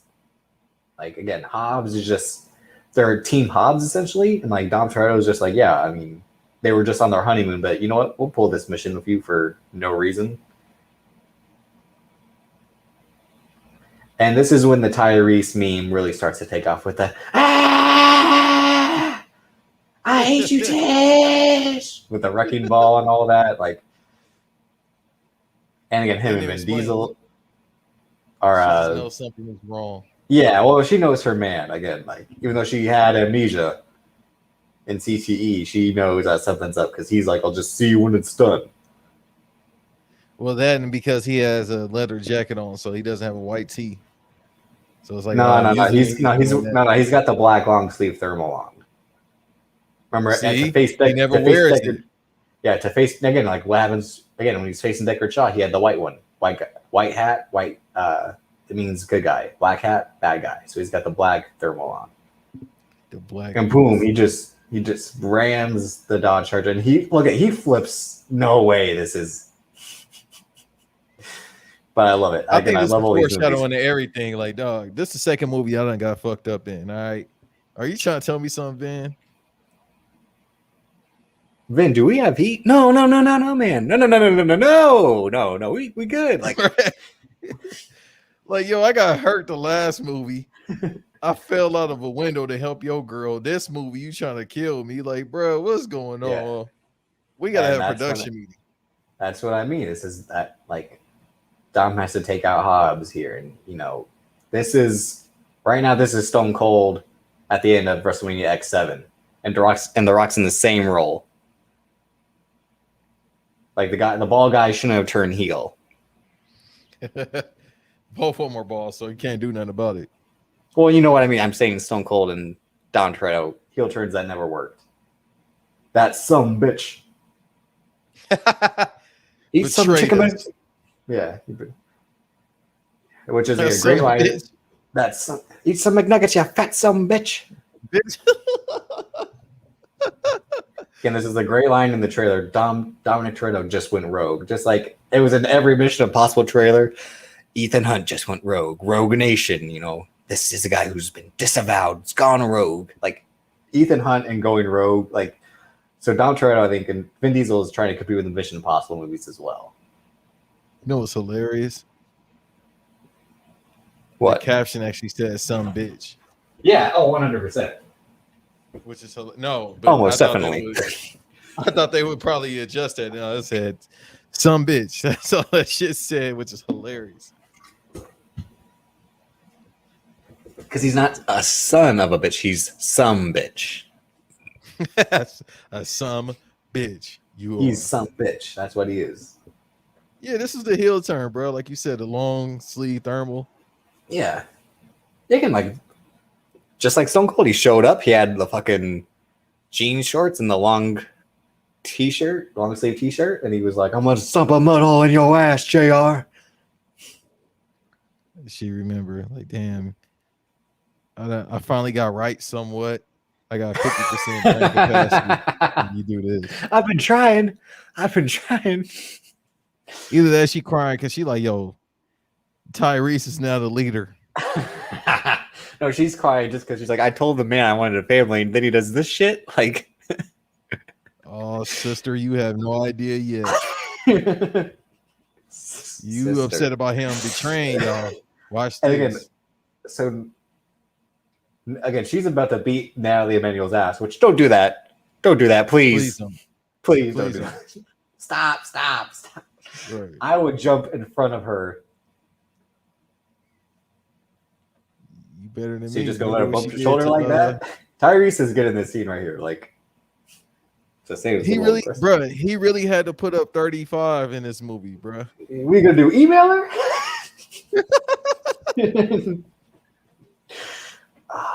All right, so watch this scene right here. So Oh, no, go ahead real But quick. all I was gonna say is he really had to put up 35 in this movie, bruh. Oh no, he doesn't really like his performance in this one it's kind of overrated, I'd say, compared to the previous ones. But you see Luke Hobbs show up. He's in this jumpsuit, getting handcuffs, and we got my guy Scotty Eastwood killed it in Wrath of Amanda as the guy like the loose cannon with the trigger finger, like I said, don't kill any. I said we don't kill people. I pulled the trigger. I did the best I could, or like whatever that whole thing was. And Kurt Russell returns. I want to see a movie with Mr. Nobody and Scott Eastwood's little nobody character. I think that'd be a good side movie. Yeah, instead of the Charlize Theron fucking movie. We don't need that. Yeah, exactly. But right now they're giving The Rock like they're giving Hobbs a spiel about, we can come work with us and we'll get you free. You won't be an agent anymore. You'll have a criminal record, all that, but good. Dwayne Johnson, ego, is like, my guy can't be a criminal. He has to be a man of honor. He wears this Under Armour and he salutes his flag. Yeah, that jumpsuit, I'm surprised is not sponsored by Under Armour. Oh, yeah. And then right now he's like, what about your daughter? And it's like, that's the one thing you don't do. And this is when it's the second time he's lifted someone up like this. No way. No fucking way. Remember he threw the guy who was supposed to fake us out as Dom Toretto in Fast and Furious 6? He threw that motherfucker around like a rag doll. This is supposed to be the same thing. He just deadlifts him straight. What a standing man, he just deadlifts. It's a probability he probably could. You're gonna find out. Keep talking. Oh no, Scotty Eastwood, I believe. When he pick you up, listen, you're gonna be fine because we all got. You mean when he tears his abdomen again, or like a quad? Come on, because he's so gassed the fuck up. As long as it ain't two other Simones with him, look at you're dead, cop. You're dead, cop. Now he's the cop. Hey, you think he had a flashback when Buddy did that whole cutthroat thing? Oh no! You about Fully Loaded 2000? Yeah, you think he had a flashback real quick? No. And now who do we see? Who's returned? Deckard Shaw.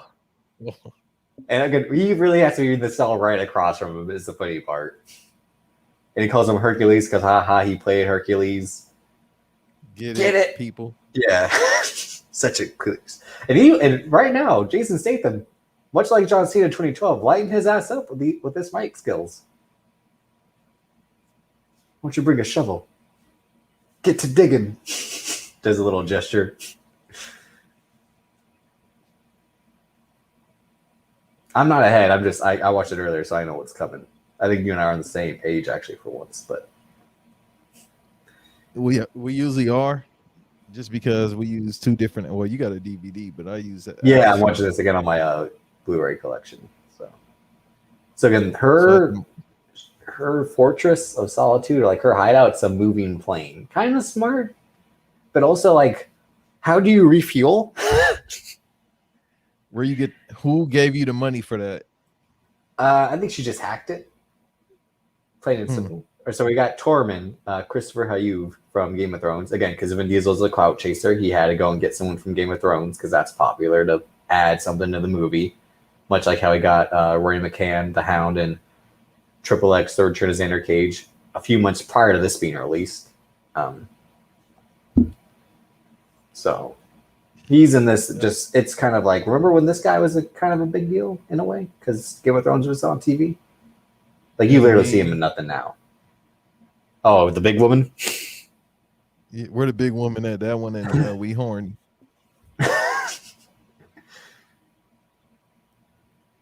Yo, she got Drake's like Fortress of Solitude. That plane that he got. Oh, the Air Drake. Yeah, this is his plane. He probably got them guns on there too. And whoa, relax. Okay, stop it. Will you be quiet? But again, so she has to show up and with like a Metallica shirt. What's with like? I don't get it. Like the look of like a.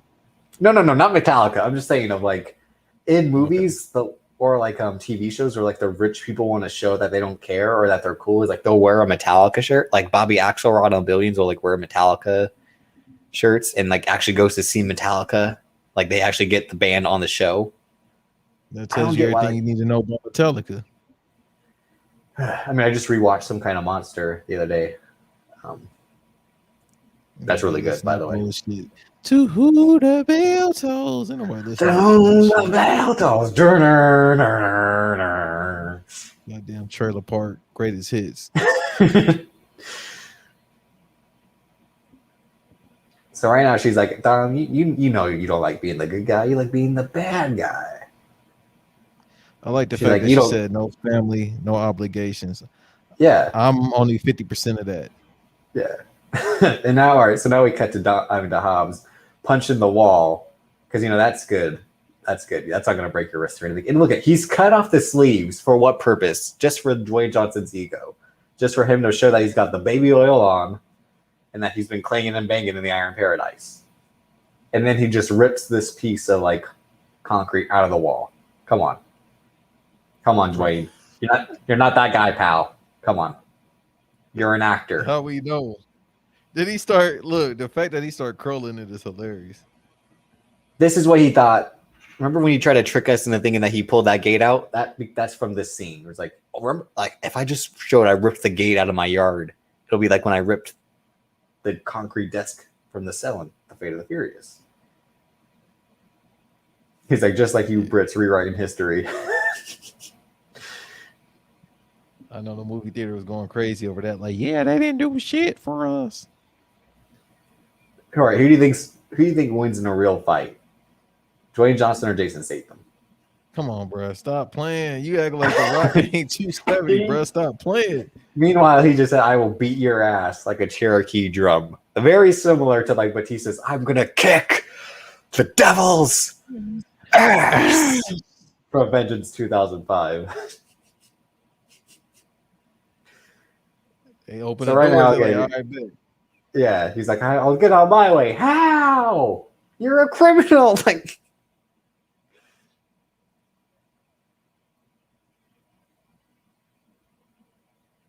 all right, now we're about to get one of the best scenes, one of the best action scenes in the last 10 years. This prison fight, this shit's amazing. Deckard Shaw just in there like, I'm stepping out of this. This has nothing to do with me. He's like, proper time, isn't it? Hit it with the clothesline from him. Proper time for a breakout, isn't it? Right. And he just, he parkours, throw his guns at motherfuckers. And of course, Dwayne Johnson just has to headbutt guys that have helmets on. But again, he's Samoan, so I understand it. Right. Them helmets ain't gonna protect you, buddy. Yeah. And Deckard Shaw is doing this all in like the prison vans. Oh, and he slams the dudes. Oh, shit. So right now, we already can tell, like, oh yeah, they're going to make a movie with these two. That was the whole point of this scene. Yeah, I remember vividly people were saying that. Yeah. They was like, Keep all waiting, right, we bitch. can tell. He stabs the guy and then pushes him 40 feet. Going back to what you just said, yeah, it was, no, you're not getting hit with them beanbags. Like, all right, I'm straight. Hell no. Yeah. I'm like, as soon as he thinks he's Dom Toretto of this rage strength. He's like, and he just slaps the gun out. Come on. You know, you ain't getting hit with rubber bullets and be like, all right, hit me again. Hell no. The best is like the parkour that Jason Statham does, and then The Rock tries to counter it coming up. Like, he does like the fucking Finn Balor shotgun drop kick right here. And then see, like Hobbs slides and like, no way he ricochets off that. Jason Statham do a little en bloc type of parkour that Tony Jaa does, climbing up the wall. Yo, they risky for sliding on these floors like that. Yo, prison. Yeah, that's what I'm saying. You're gonna get a staph infection, bro. Right now, he's fighting the bodyguards that Paul Heyman had when ECW came back in 06. AKA the Bashams.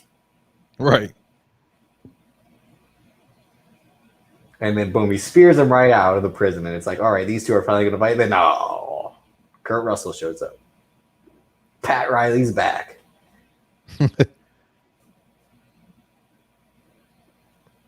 And again, it's like, oh, I just want to see a movie with these two, which we'll get to next week. Yeah, it was definitely foreshadowing. Because I think No, it wasn't foreshadowing. Right? It was like they wrote that scene with the goal. Because all right, let me read this right here. This is from an Instagram post,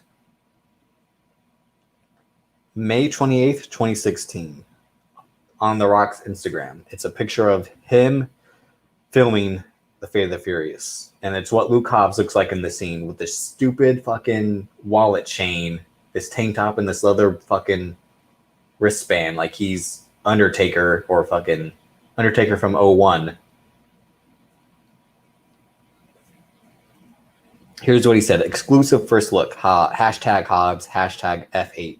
When you strip a man all he has, all that's important to him, you force him to return to his roots. And sometimes that's a very dangerous and twisted place. If I was going to return for another Fast and Furious, I wanted to come in and disrupt the franchise in a cool way that got fans fired up and their blood pumping to seeing new version of Hobbs and his daddy's got to go to work mentality, and set the table in a cool way for the character to go in the future. Maybe it's a spin-off movie. Maybe it's more hashtag FF movies. Or hell, maybe Hobbs just gets on his motorcycle. He's never been on a motorcycle before. We've never seen that. So I don't get where you're coming from. Again, you're not, keep rolling Undertaker. So I don't know why you're acting like this. And rides off into the sunset, never to be seen again. Either way, I've had a solid first week of shooting. Good to be back with the Ohana. Good to work again with my bud and director, F. Gary Gray, in our home studio of Universal. As always, have been the best partners to me and my hashtag $7 prods production team. Most importantly, you guys around the world will really dig this new version of the role, because as we always say, directors dent the universe. Hashtag Hobbs, hashtag Twisted Roots, hashtag One Disruptor, hashtag One Savage, hashtag F8. This motherfucker is such a tool. It's insane.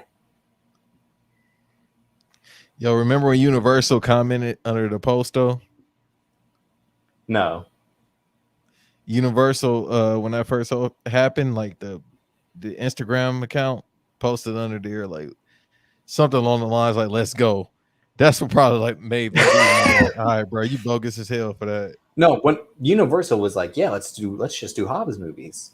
Like, you can do Hobbs and Fast and Furious movies. And Vin Diesel's like, hey, whoa. What about me? Yeah. What about Raven? So right now they're just doing the whole run. Now there was a good bit back there where they found out where they were on the most wanted list.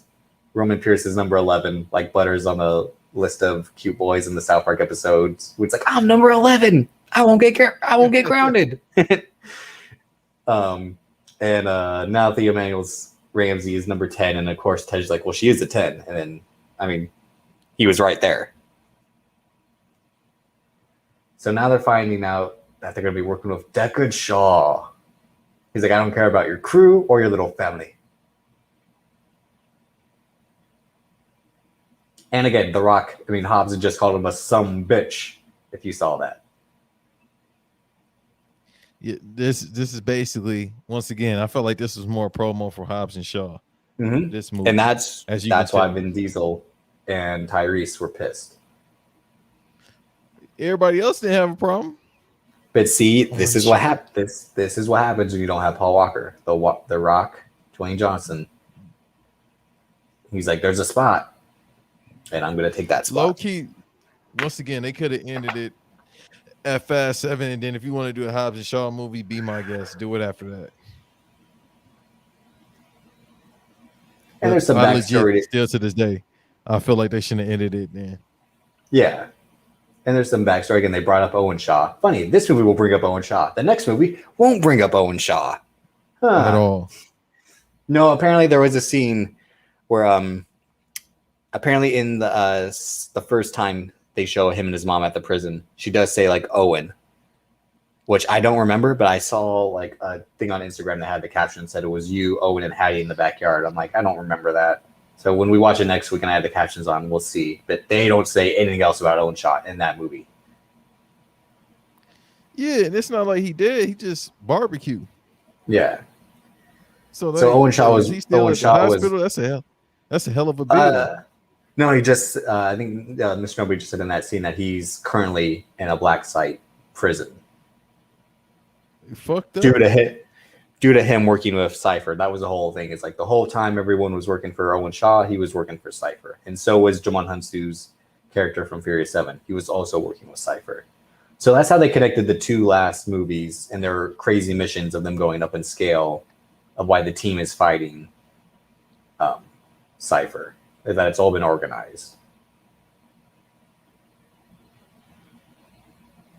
They try to do a little bit of that Brian O'Connor.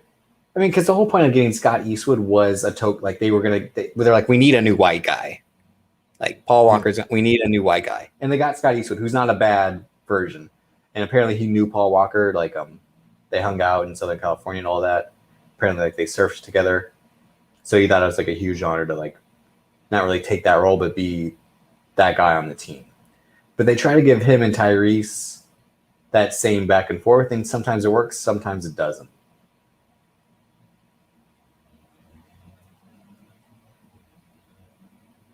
But again, and then they was looking at Beijing, China. Listen, the Wandong Tigers, they was trying to recruit for the team. First of all, you got mad when I said the CBA. And you were like, what do you know about the goddamn CBA? And I was like, you mean the Beijing Ducks and the Zhuanggang Tigers? Right. They trying to get Dennis Schroeder a deal. That's why they was looking at the city with the guy's eye. All right, you just being an asshole at this point, Tess. like, you like, all right, bro. You just mad because he got hair? I don't know. He's like, that's here. And then it's a McMahon Helmsley entrance, or like Triple H when he came through to Randy's house. Like while y'all was looking for them, they found you. Yeah. Fucking catching a grenade with his hand, bro. Stop the cap. Exactly. I didn't want to say it, but see what I mean? See what I mean? You ain't get. And again, Vin Diesel isn't spending any time in the gym. That's why he's wearing long sleeves or jackets all movie. And body armor. Yeah, he's definitely like, man, let me just get the arm. Let me do like 5 push-ups before we start. Yeah, the one scene in Cuba was like, that's it. That's all you're getting. Right. I did 10 push-ups and I was like, all right, bet. So right now she's trying to be like, oh, see, Dom, your family replaced you. They got a new bald guy, a better bald guy. It wears suits instead of V-necks. Yeah, it has an accent. I mean, you got an accent too, but but not a Boston one. Right.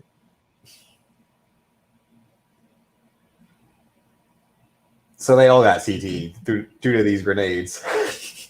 Basically, but it lasts because they're shooting the glass and they're like, ah. Yeah, definitely loud noise. Like, damn, bro. Yeah, like loud noise. So basically, Jim McMahon just sleeps in a bathtub like Daredevil. Wow, you're an asshole for that. See what I mean? Nah, you're like, you gotta relax. So that was too far. Saying Jim McMahon sleeps in the Matt Murdock bath tank. Come on. He goes to a Playboy Cardi concert. His head gonna explode. And again, this woman with CT still yells, "Stop!" That's his power. That's his trigger word. Yeah. And of course he got to stop because he is sent. You see what? You're going to turn your back on family? It's not the first time because apparently he has a brother who he turned his back on, as we find out, 2 movies later. Well, the movie after this. The next this time only. Yes. No, he's turned his back on family twice. Again, Dom Toretto, a hypocrite. He's turned his back on you several times, Letty. I mean, again, he's kissing another woman right in front of you. What are you going to do about it? Well, he had another baby with another woman too, but she don't know you. as soon as she tried to kiss me, it smelled like ham. Ugh. And yeah, like you said, he just has a sad, pouty face all movie of like, He on the apple box too. oh yeah, That's go a get your fucking 6'1" apple German box. woman. South African. Stop. She is. She's a colonizer. Hey. She can never. I was excited because I was. What the fuck are you singing? A Tyree song that would have been a perfect look. He had an R&B stance. That would have been a perfect I time was just saying, for him to start singing. I will give you that. He wasn't in a stance like. He could have And just now hit the Dom's note gone. real quick. ain't no- You gotta do the R&B Dom's hands gone. too. We ain't got no family. No family. Now you starting to What? sound like the redacted Kelly. That's how you Yeah, sound. okay. Whereas we should call Brian. So here's the obligatory. Why can't we call Brian? Because you know damn well Brian would have got the job done. What are you gonna do? Even if he was in these movies, he can't do that now. But they right. We can't bring. We could bring me into it because we're gonna bring her into the ninth movie for no reason. Don't get me started on that yet. Just so they can they had a reason. It was they were mad that Michelle Rodriguez was like, you guys don't support us women actors, and then us, and they were like, with the academics fingers, like, okay, give us a minute, Here, they had to write that real quick. Just have her show up. They're like, we'll give you guys a fight scene in Tokyo. Okay, don't be mad anymore. Bye. Bye. That's when we get to Fast 9. That whole movie is fucking bullshit. But so now we find out why Dom. Now we find out why Dom has made this heel turn. It's Elsa Mataki. Elena's back. So again, as I said, I think when we started the Fast Summer, the timeline in this movie is fucked. Does not make sense. It's fucking fucked. Dumb. It's been 18 months since Fast 5. Yeah. And so Brian and Mia's child is 3 years old in 18 months. So that kid is growing with like the super soldier serum. I'm telling you. That's what it is, bruh. Because they at least spent like 4 days in London in Fast 6. Mm-hmm. And then the shit with Deckard Shaw all over the world, that's probably like a week and a half, maybe. Could be a little bit more. I don't know. Again, Hobbs is on the shelf, so it's hard to tell. And then it's all doesn't make sense. The timeline, and then their kid, and then it's how many years after this until Fast 9? Because that kid's like what, 3 years old with that full head of hair. The baby looks like Jordan Oliver. So again, the whole time she's like, I was going to tell you I was pregnant, but I got kidnapped. No, I got Letty. Nah, you good? You didn't have to tell me nothing. You ain't again. I would have chosen Elena over Letty. You can't. You got history. But she's also yelling my name when I'm 2 feet next to her. You gave him his fucking middle name is Marcos. I think that's probably that. I wonder if that was her husband. And not Corona. That should be his middle name. And see, right now, Vin Diesel's turning on the acting because he's doing the tears. He's doing the look of like he is like, I'm going for the Oscar. They're going to give me put up this 30 shit. in this team. So this is what's feeding his ego, is to be the serious actor. He doesn't want to do all the badass shit in this one as much as he wants to do the heavy lifting of the acting side. Okay, he's got the sleeveless shirt on. Bruh, the man really be doing 5 push-ups like, all right, bet, let's go. Then he's standing right in front of Charlize Theron on his Apple box. And again, she's an Oscar winner, so he's already intimidated. Well, she's 6'2", so once again. Again, that was the whole thing about the Suicide Squad too. It's like that movie has Oscar winner Viola Davis in this movie. Shouts to her. Legend. One of the top 10 greatest actors of all time. Debate your mama if you don't like it. Anybody that has something to say. I just think of the scene in Insecure. It's like, damn, Viola Davis got some big ass titties, or what he says in the studio. Remember? Yeah. I said, all right, bro, y'all wild for that one. And that's just like, are you watching This Is Us? I was like, they talk about it's funny. I was like, they talk about loyalty or royalty, I should say. I'm like, bro, that's funny. So right now he's got the gun. What's he gonna do right now? What's he gonna do? He's gonna go from 0 to 100 in the span of 2 seconds. Right. I said this is gonna be the intro. Line. This is gonna be the intro, by the way, to the episode. This whole back and forth. He's like, this is my favorite thing in any movie is Vin Diesel's overacting. Because right now, again, Charlize Theron's being cool, calm, collected, and Vin Diesel, he's scared. Again, he's a coward. He's terrified. He's like, I'm not a good actor, and everyone's gonna know that. I'm gonna be exposed. So what I'm gonna do, God knows I want to. I killed everyone on this plane. I still couldn't get there because of your 2-man fail-safe system. Since I'm alone, I got no choice.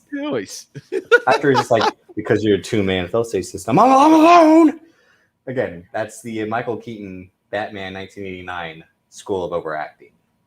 When he had his lights taken out. You want to get nuts? Come on. Let's get nuts. Again, when he was across some Oscar winner Jack Nicholson. Give her the cross. That's the power. Again, the indestructible necklace. 20 pieces of silver or whatever she said it was. $20 worth of silver. They got that from downtown LA for $5. Again, as we find out Fast 9, all the Toretto men have it. The brother or the father. It's the key to the future. It's time travel key. I'm telling you, to the DeLorean or whatever they're gonna drive. I got no choice. That's the name of the episode. I got no choice. Absolutely. That's how I feel often in life.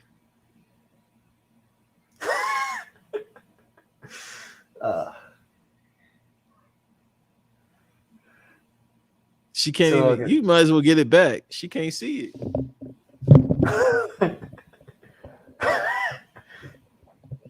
So now Deckard Shaw is like, I'm gonna be the one who actually like does work and knows how to track down Dominic Toretto. Because I'm like a legit secret agent compared to this generic lawman and this team full of street racers and a hacker. Right. The dude's just a military dude. He want to be swole. He don't know about computers. Everybody else here is not qualified. They literally was street racers. I would say, like, unfortunately, Natalie Emmanuel, like, you shouldn't have been wearing that vest. Not a good look. She looks great at the end scene. That fresher.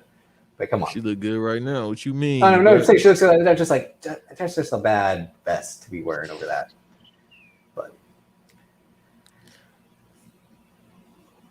Tyrese's fashion in these movies is also bad. He always wears something camo. I'm like, I don't get it. He a soldier. I'm a fucking soldier, as Kevin Winslow Jr. said. I'm a fucking soldier. Right. Yeah, R&B soldier. That's why. You like camo works well with my skin. Right. I don't know. So they go to New York. I've never been to New York. You just came from New York. No way can you drive like this on the street of New York. Correct?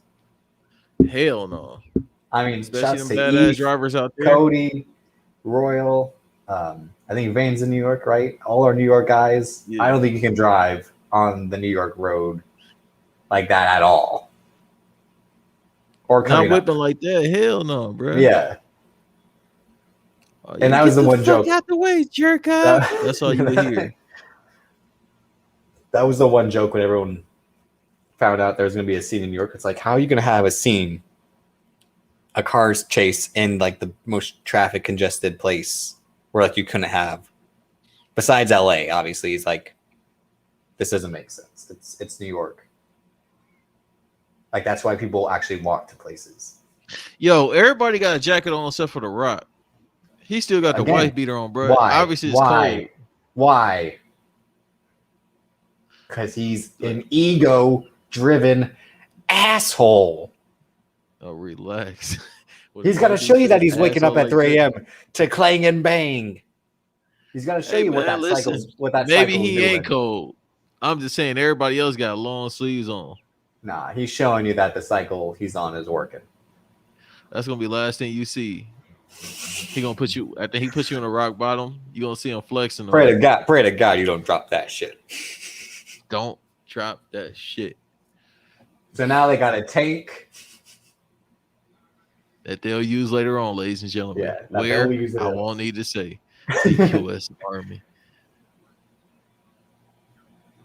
But again, as Ludacris, they always tell us we have to go fast. We know.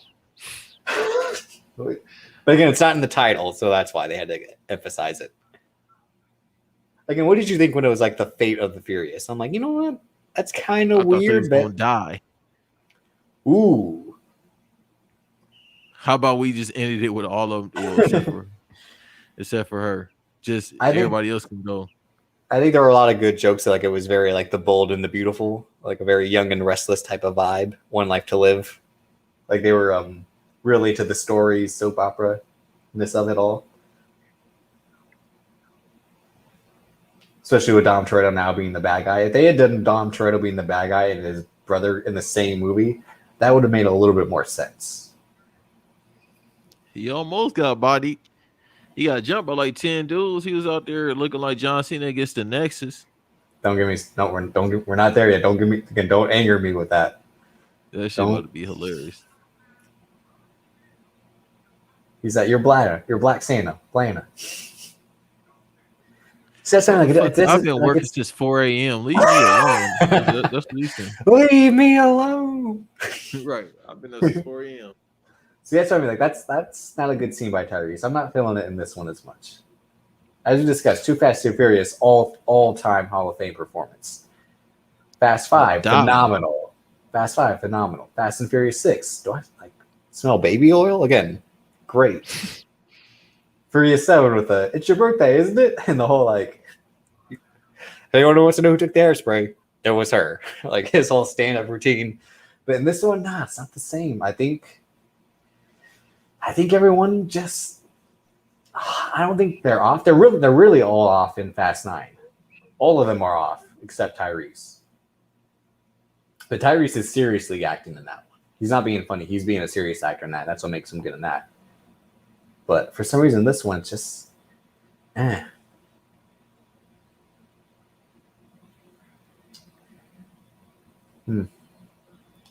now, right now, we got this very elaborate plan that he's constructing. So he stalls the car so he can create a diversion to do this. And I remember they announced Helen Mirren being in this movie because she was such a huge fan. I think she had said when she made Red that she wanted to be in the Fast and Furious movies. And then her going on to be Deckard Shaw and Owen Shaw's mom made a bunch of sense. I actually like that. Again, I think a Shaw family movie would work. Or if Hobbs and Shaw 2 is Hobbs teaming with all the Shaws, that'd be pretty dope.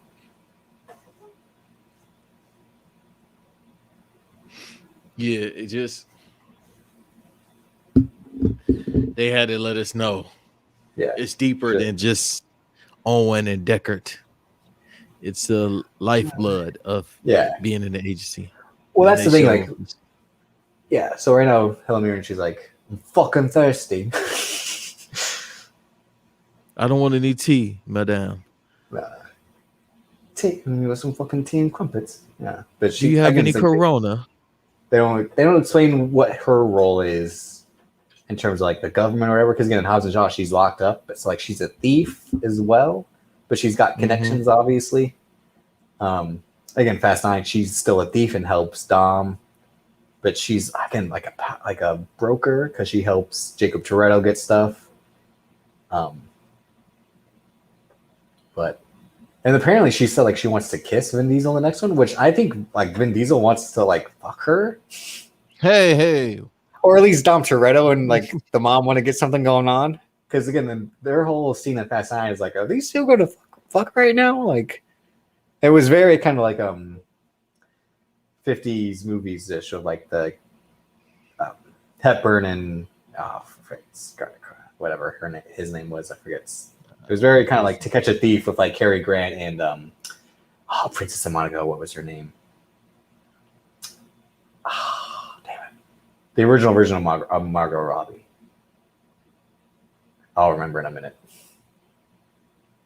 hey, man, listen. I will pass on that tea and crumpet. Old. She's married to Taylor Hackford, who directed Officer and a Gentleman and Blood and Blood Out, if I'm not mistaken. I think that's her husband. How old is he? Because you know those British actors be 100 years old still. No, he's a director. Well, how old is the director? They be 100 too. So right now, Hobbs is reading Deckard Shaw's file, and again, he was a hero before he became a bad guy. So again, it's just to show like we shouldn't hate Deckard Shaw. Isn't the whole big thing about them team with Deckard Shaw? We've kind of skipped over this. He killed Han at this time. We were led to believe that he has killed Han again, and was trying to kill Dom and the family. So we really should be hesitant to like Deckard Shaw teaming up with them, even though we all like Jason Statham. Mm-hmm. So right now they're trying to like retcon Shaw being a bad guy. It's like he turned his back on his government for some reason, and he only killed Han because they were gonna kill his brother. That's where I mean when we did Furious 7, we were like, this guy's not really the villain because he's a good brother.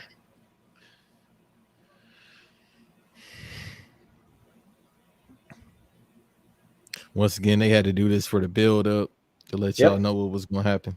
Yeah. Again, it's front and center, and that's why everyone's pissed. That's why everyone behind the scenes was pissed about this. Right, we weren't. No, Universal wasn't either. They're like, I love it. I love it. We got to get this money. Right, we got to get this money. Like, this fast shit gonna be done by, well, we didn't expect it to be done by the 10th movie. We wanted to end it sooner, but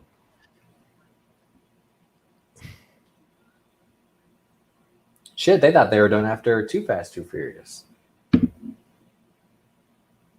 Yeah, they just kept saying, "Oh, damn, it's making money. We got to keep making." Well, because the Neil H. Moritz thought Tokyo Drift was going to go straight to DVD. It didn't. They were able to get everyone for the 4th after Vin Diesel did the cameo, and then it kept going. And with this, you could tell that they at least had the story to keep making it. Again, like I said last week, there's that scene in the hospital with Elena and Dom where she looks at him and wants to tell him something, and he's like, "Are you okay?" She's like, "Let's just go." So they had the story. Again, Chris Morgan, I think, had a full storyboard of what the plan was for the next few movies. So I don't blame them in terms of, like, realistically they should have stopped, but they had a story to keep going at least. Again, it was purely a smart business decision to keep going after Furious 7 made $1 billion. I think this also made $1 billion.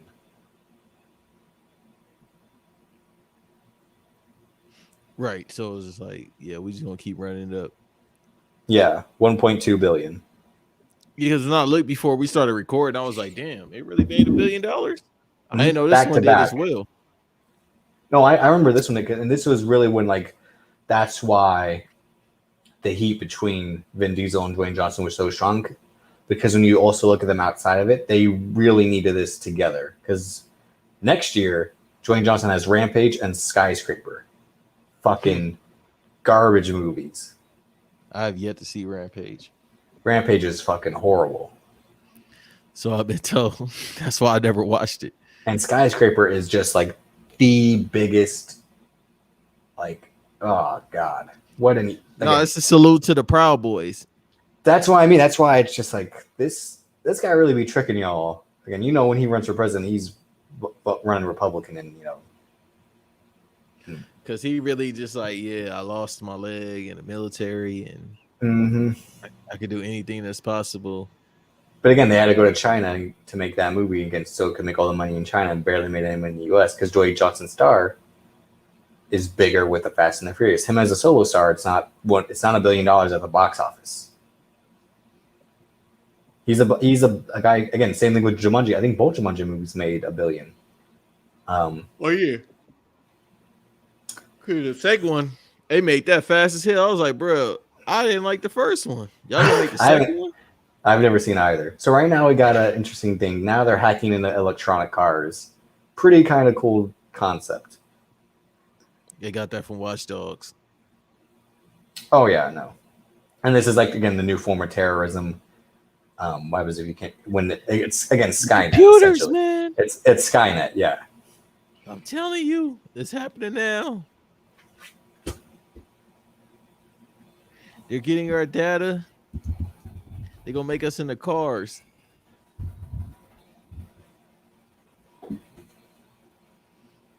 Yo, this like the scene from Taxi. If anybody's ever seen Taxi with Queen Latifah, I've seen and that jabroni Jimmy Fallon, yeah, this remind me of that. Don't ever watch that movie. I watched it one time. Don't ever watch that again. They slammed the hell out that cop too. Blessings. He's out of here. Fuck him.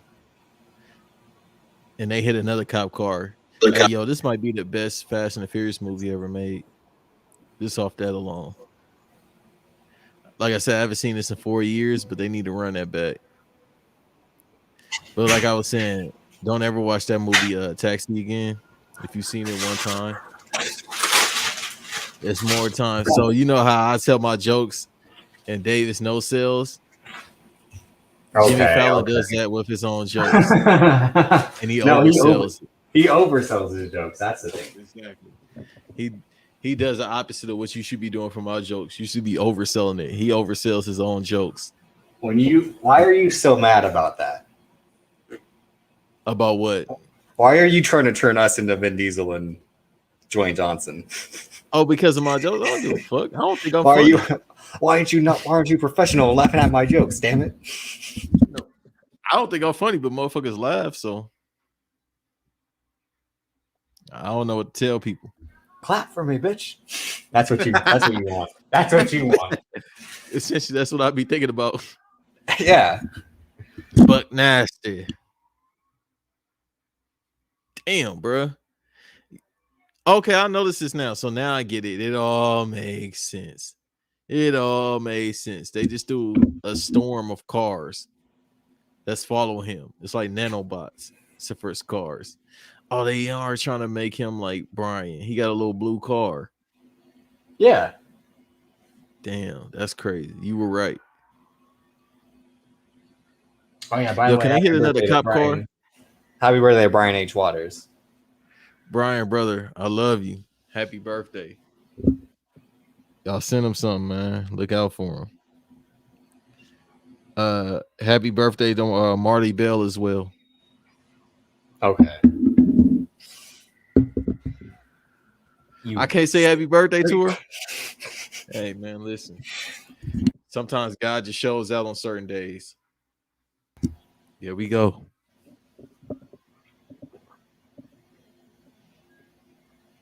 So this was actually practical, right? This is a practical scene. Mm-hmm.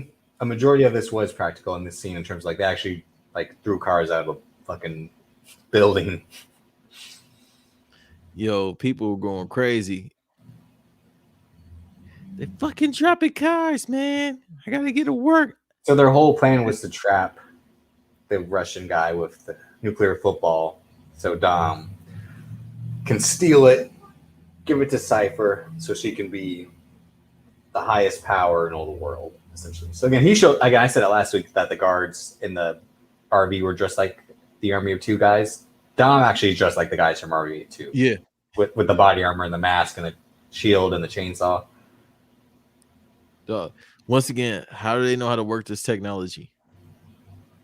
What technology? It's a fucking chainsaw. It's not hard to work. They don't, bruh. He He's one arm strong with the chainsaw. He has a shield, bro. That's a lot of armor, bro. I told you Like, he didn't was, get no training. I told you he wasn't in shape for this movie. He's just like all the layers. I know his body double probably was going through it, but he definitely was. Vin was probably sweating like a motherfucker.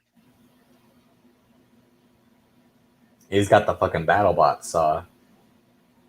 Bro, good reference. So right now, again, they're in New York. They're just open the they're door? so far behind because of the traffic in New York. That's why they haven't been able to stop him yet. Yeah, they should have got on the 6 train from Manhattan. They would have got there. Oh my god, if they drove on the subway, that would have been amazing. They should have took the subway. They would have got to him faster. No, they should have actually like legit drove on the subway, like XXX State of the Union, where he drives on the train tracks. That's what they should have done. Bro. Crackheads live on the subway in New York. You can't do that. So he's able to scare the guy and get the money in the bank briefcase, essentially.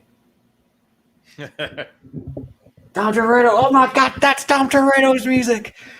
You need to cash that in and get away from this crazy broad. you We could have had something special. you want crazy? He's like, I found them. Who? My team. Yeah, because they're right in front of you, dumbass. Like, right. They not your team no more, remember? Dom, not the smartest guy in the world, Dom. Or just very, very bad at stating the obvious. Yo, he really went full hill with the all black on. Yep. No V-neck. Again, you got to do that. You got to do that. Again, the Man in Black is like a signature look for the villain. Exactly. I like the fact that her fine ass can't drive, but they put her in the car with Ludacris. Like, yo, that should be you want to hear word of mouth? Oh no, definitely. But we ain't driving here, man. You trying to go get something to eat? We don't even need to do this. We already rich. What's the point? So he fakes out little nobody and just drives to a flower shop. Yeah, see, I would have did that for her. I would have drove to the flower shop, grab you something real quick. Don't hurt your hand. Let's go.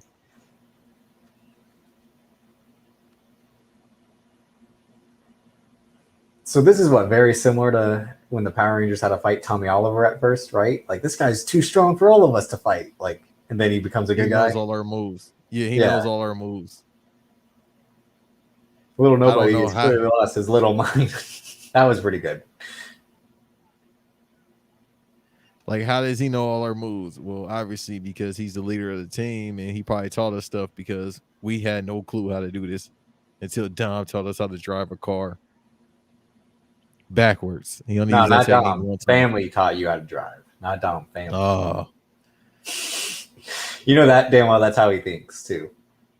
My father. Of course, he gets trapped. So obviously, they're already kind of showing like Scott Eastwood isn't that good, unfortunately. My guy Scott Eastwood kind of gets like the short end. Yeah, Brian definitely would have went way under that stuff. He would have drove. He would have beat that. After he would have screamed at a laptop, "Shut up!" Right, because him and technology don't get along. Yeah. So again, they're driving through New York, like they've already would have killed probably, and she's on 2 wheels. That's dope. I like that. Yeah, they would have killed her already, like millions of people by now.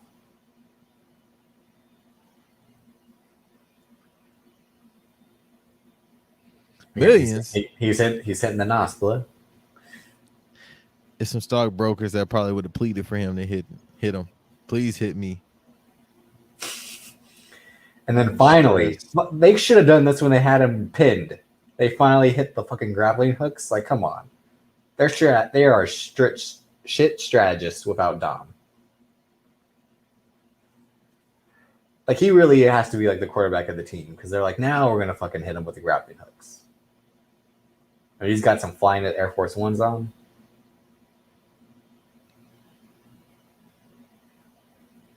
I don't know. I had to look at him like, bruh, those look like the shoes that you get from the Spanish people at like the little stores. They be having like the off-brand Yeezys. The Yeezys. Yeah, that's exactly. Yes, the Letties, the Letisas. That's what they probably call. See, now they got Nationwide. pinned on all sides. Roman Pierce shows up with his fucking Bentley. Yeah, like, bruh. Why are you picking up Bentley to show up for a mission? I know he's all about style, but a Bentley? Come on, be realistic. So look at this booking. This is Triple H booking if I've ever seen it. It took 5 guys to try to beat me, and I still won. You can use all the grappling hooks you want. It's gonna have 2,000 Play the horsepower. game. Try 3,000. Is there such thing as 5,000 horsepower? It gets you to space, probably. Hell, 5,000 horsepower sounds insane. And again, their tires are turning so fast. They're legit burning rubber and catching fire. She's like, "Get out of there." He's like, "Oh, I'm working on it." He's legit almost crying. Yeah, he's legit almost crying that his family's beating his ass. Like, stop, please. You don't know why I'm doing this. He could have just said, "She's forcing me to do this" at any point.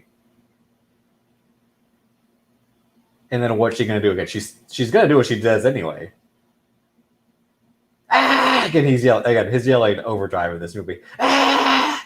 Ah! The stupid ass gets flipped over in a Bentley. That's why. Yeah. Again, Dom just is able to break this door open and then send Hobbs' truck fly. Like, come on.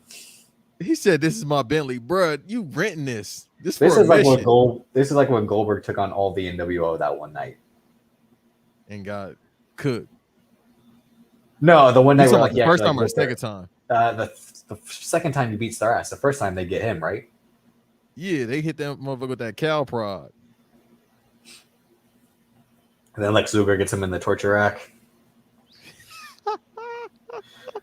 Lex Luger, who's like, with ease, bro. Yeah, don't do that. No, we never. because he's on all the steroids. Because he picked him up with ease. Boom, boom! It just kills Deckard Shaw in cold blood in the middle of the street. Shut him down like a dog. Haas would have been proud. But he gonna say no, like, bro. And watch this. 20 minutes ago. Letty pickpockets him like she's Gary Payton, like with ease. Like, nope. Like, you got no handles, Tom. Like, nice reference. She did steal them.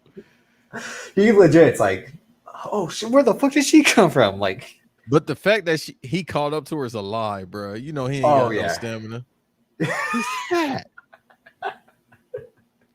And I wouldn't be surprised if Michelle Rodriguez could run like 18 miles like Math does.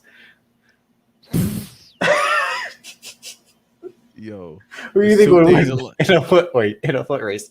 Math or Michelle Rodriguez? Bro, Math run 20 miles a day after drinking Henny. 100%, yeah. And Absolute vodka. Real quick, I gotta show you what I got.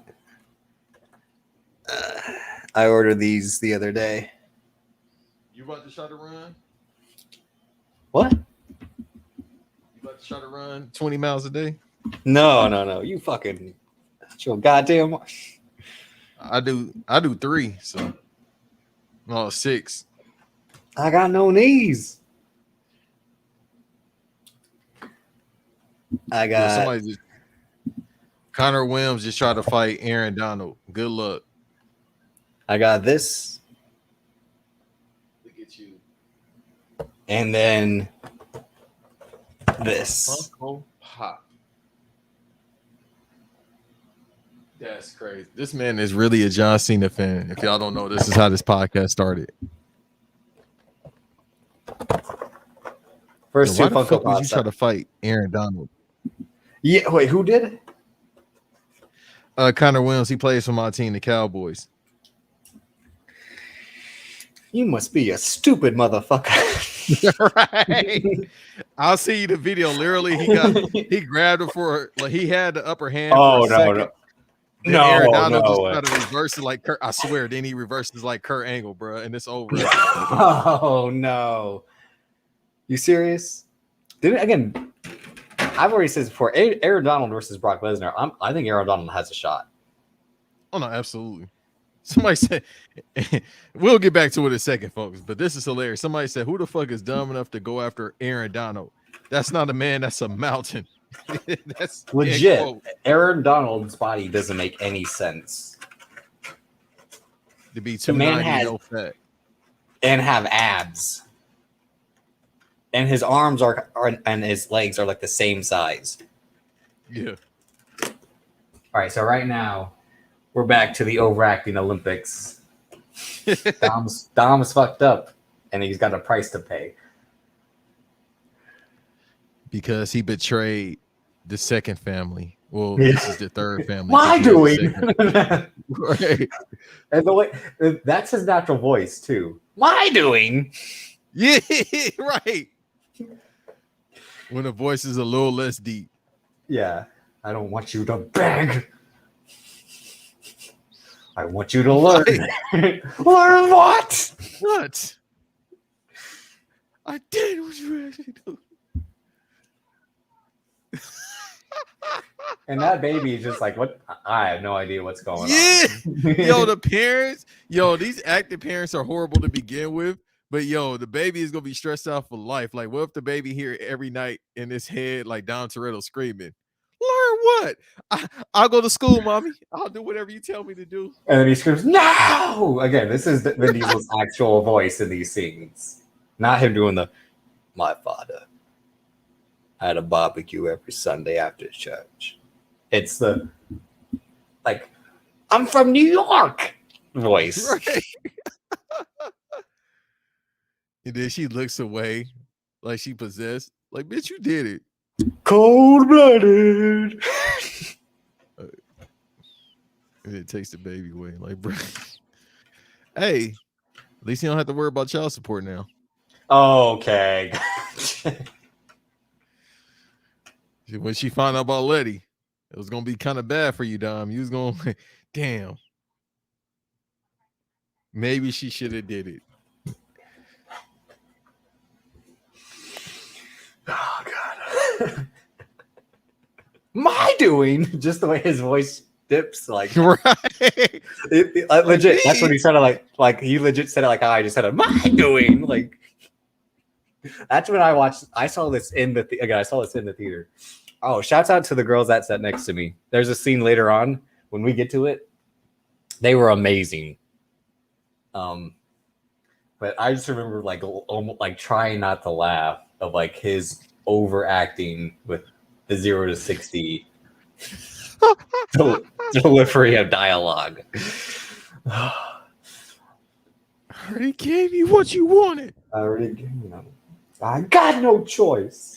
He's just like, you see him right now. See, he's just like does this sad pouty dog look face. Like, Bro, this is hands down one of the funniest movies ever. Now that it's been 4 years since I've seen it. This shit is hilarious, bro. No, it's hilarious. Based on his acting, it's hilarious because he dead serious. Like, bro, he was like, damn, we can't even get a Razzie Award. He thinks he's Brando. 100% he thinks he's Brando in these movies. That's why he wears he wears the cut off shirts like Brando wore the tank top. Like, that's why he does it. Yo, this really is the Drake jet, bro. Okay, stop it. Now you're pissing me off. You're starting to piss me off, Peter. Peter, you're starting to piss me off. Bro, that look up. You a Drake stan, bro. That whole jet, that what shit is the like air Drake looks like. Well, Kanye got one of those too, so that's where the problems came from. Wealth problems. Yo, I don't want my airplane to look like my bedroom, bro. Hang on, I'm watching this Aaron Donald clip. Look how the reverse came. Oh yeah, he has some good sprawl. Damn. Mind you, these are 300-pound dudes, so they probably ain't gonna be throwing hands because their arms can't move. Well, and they have helmets on too. Again, they're not like when Andre Johnson ripped off Cortland Finnegan's helmet to beat the shit out of him. It slapped him to sleep. That was one of the most amazing things I've seen when the NFL cut to that. Like during the Texans-Titans game, there's a fight going on between Andre Johnson, like Cortland Finnegan. He got cooked. Good.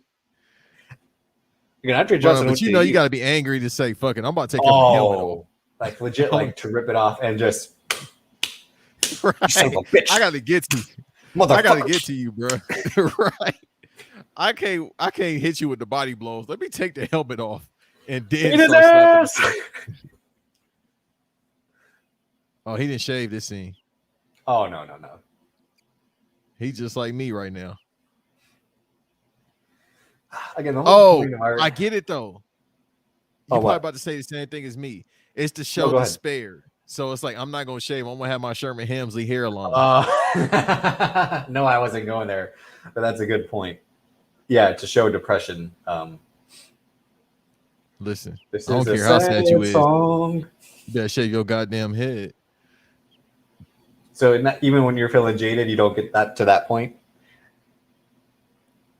I'm never jaded. Look, even The Rock, like he got his ass beat or whatever. Hey, you showed he's got bruises. Yeah. Fine, bruh. It just looked like he put on black face paint at the top of his head. Oh, you got the Carlos Boozer. A little bit of, like spots, bro. He looked like a Dalmatian.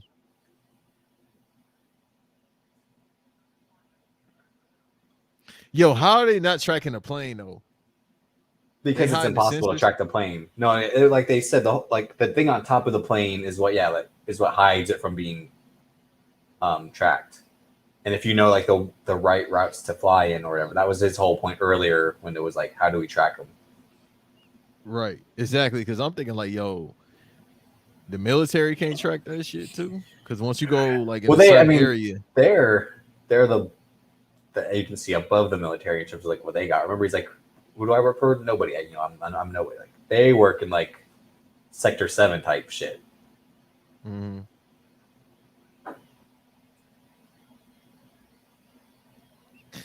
Yo, this movie really didn't need to be this long. I ain't gonna hold you. Wait till we. I don't even remember it being this long. I swear to God. At this point, they were all over 2 hours. After Fast 5, they were all over 2 hours. But still, even with this one, I don't remember it. Wait till we get to Hobbs and Shaw, where they have 3 false finishes against Idris Elba. I mean, yeah, I'm like Superman. True. I can't wait till. Like, bro, you got a whole ass outfit there. You can run faster. When you put it on, he was like Batman when you on the goddamn. He doesn't keep chasing them, Banks. He's got the fucking super and doesn't keep chasing these 2 normal humans. Don't get me started. Bro, he could have caught them like I feel like he could have caught them. He throws the helmet in frustration, like, they got away. Like, you can't track these motherfuckers with your robot eye. Like, mind you, a McLaren is fast, but he got a super suit. He legit has a Transformer motorcycle. That shit. Yeah, it went under the fucking bus. No, not under the bus. It slides on the ground, and he's able like to fucking morph into that shit. It's amazing. I love that scene when he does that, by the way. But like, come on. He was getting steroid injections. Okay, so he put a jacket on because he was out in Russia. Imagine if he had. Imagine if he. Oh no! Well, this is one of the. All right, so this is the good Tyrese scene right here. He's like, people know me, ladies. They know where I'm with it. I took a piss. I didn't even recognize myself. So he's saying it's cold. Yeah, bro, that's a long way from L.A. Oh, yeah. I would have been done. I would have been hurt. Yeah, are you going to Russia or Barstow? Barstow. That's the Donna. Again, he's got the heavy modified Dodge Charger now. This shit's meant to drive on the ice. It's got the armor. Bro, I'm telling you. He put it together, bro. He put all them little gadgets on that shit looks like it's from Death Race. And he got it from LA. It's the same one. He's got the engine that spits the fire out the back, and then This legit. This changed the franchise. This whole scene, or when they get the This is when people got pissed. Legit. We're like, Yeah. I'm done. Like the I legit the remember Seinfeld. I'm out. Yeah, because even though I didn't go to the movies, I remember the stories and just seeing it on Twitter at this point.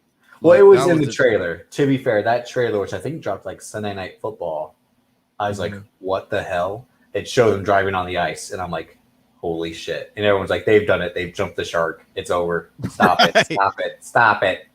But even the trailer didn't do justice to what we was going to see, of course. And everybody's like, all right, bro. He got an EMP bomb. Well, it was more distracted. It was like, yeah, we're driving on ice, but Dom Toretto is the bad guy. So it was like, wait, what? The Lambo was driving on ice. Well, yo, he had a whole EMP bomb on that Dodge Charger, the infamous Dodge Charger. Well, it's not the same one. It's just a Dodge Charger. It's the thing. Like wherever Dom Toretto goes, a Dodge Charger follows. It's the same one. He doesn't have many. He got one. He has many. No, it's not one. Nah, I believe it's the same one, bro. No, it's not the same one. How is it this powerful? That's a different Dodge Charger that they've modified. I told you. That's not the Death Machine. It's got to be the Death Machine. It's not. Because it doesn't have the engine sticking out. So he keeps one just in case? He always drives Dodge Chargers. That's the thing. In every movie, he drives a Dodge Charger, whether it's like a 2020 or like one of these ones that looks older. So he found one in Russia, this older one. Like, all right, I need a Dodge Charger. She found it. She was probably like, go to this place and they'll have a modified Ice Mobile Dodge Charger for you. Yeah, Russia was just crazy. That's not in Russia, probably wherever she has other like facilities, but like we'll get it to where you'll drive it. Or maybe they had it dropped off in Russia, but yo, this green screen is bad. It's really bad in the final scene. It's really bad in the final scene when they're on the New York balcony, on the New York rooftop. It's really bad there. Yeah, like yo, it looked like they legit shot this in like 2002. Well, they were legit on a sound stage. Yeah, obviously, but it looks bad, bro. Snow effects, go rolling. So again, right now he's just a one-man army. Pretty much what he's been this whole movie as heel Dom Toretto. Shit, if you want to keep it a buck, the whole franchise. Oh, I mean, But this motherfucker is like a mixture between the transporter, fucking Jeff. I don't even know. Jeff Gordon, maybe that would probably be the transporter. He was putting up 30. Jeff Gordon with the black SS and the navigation. Okay, Nelly. I put a Band-Aid over your eye. They call you my Nelly. Whoa.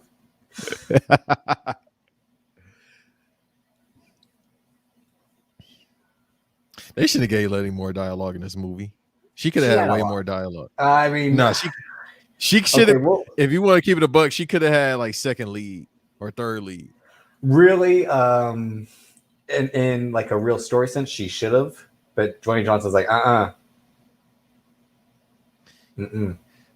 Well, that's how you know she's the ultimate teammate. Because if it's anybody that deserves a raise, well, no, that's why she voiced her frustrations of, I feel like the women characters are getting underserved in these movies, and that's why Universal tried to do the whole thing. We're like, oh no, we're gonna give them their own fight scene, in Fast 9 and make them a bigger point and all that. But it was still ridiculous.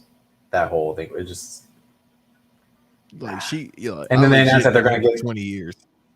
Yeah, and that's why they're like, we're gonna give them a movie. It's like a movie where it's just Letty and Ramsey, and then who else against Cypher? Like, because I think that's what the rumor was.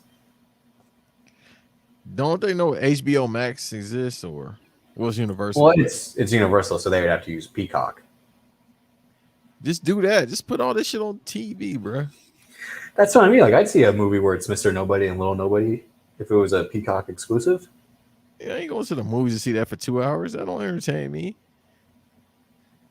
Now, if it's Tez, the Tej Roman Pierce movie. Yeah, if it's Tez and Roman Pierce, oh no, we in the movie. Make that shit 3 hours. Well, like we said, like I said, the ultimate movie would have been Roman Pierce and Han. Roman Pierce, yeah, that or Roman Pierce and Brian. Well, Too Fast, Too Furious, but still, Yeah, 3 we Fast. could have got more of that. Yeah, they And make now, Roman Pierce. so right now, Tez, Dwayne Johnson's just going. He's going berserk. He's going. But you see, he had to put the armor back on. elbows. It's cold as hell. I got the Under Armour shirt on. It's like in Batman Beyond when they had to put on the Bane patches. That's Under Armour firm.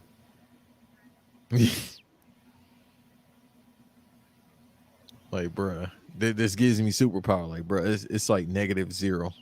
Like, it's cold as shit. You the only one got to have a short sleeve shirt on, bruh. So now we got two It's because fine women hacking against each other, and not hacking in like the Hack-a-Shack, like legit computer hacking against each other.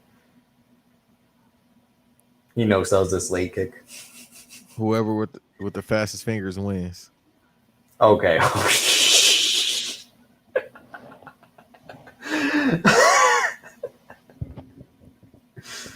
Oh, god damn it. Of course, I don't understand. Did she lose her powers and knock people? Oh, out he with one punch? did a gut buster right there. He did a power slam into a gut buster. I mean, gorilla press slam into a gut buster. He need to do that when he come back.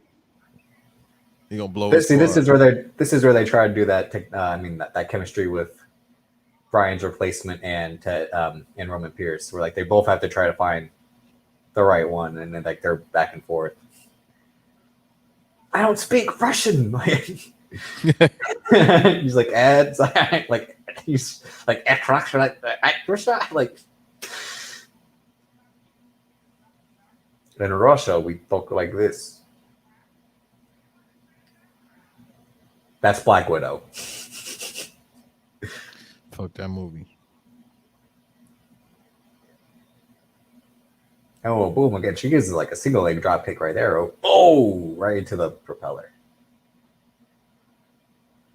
So you had to put on the jacket because, like, bitch, it's cold out here.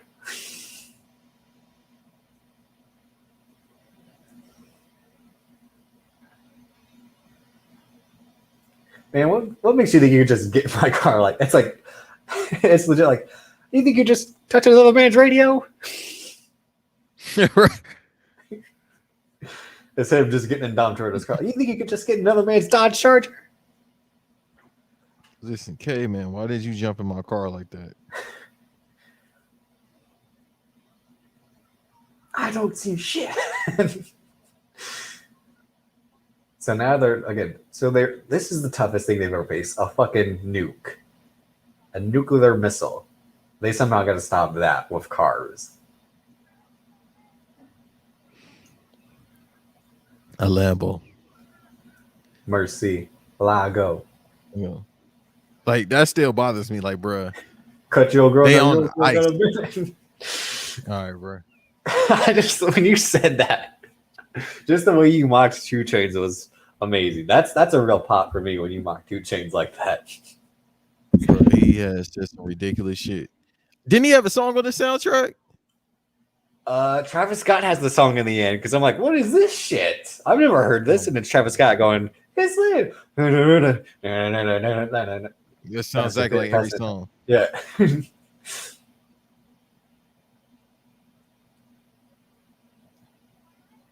That sounds like a song. He's like, what about the missiles? What about the missiles? What about them?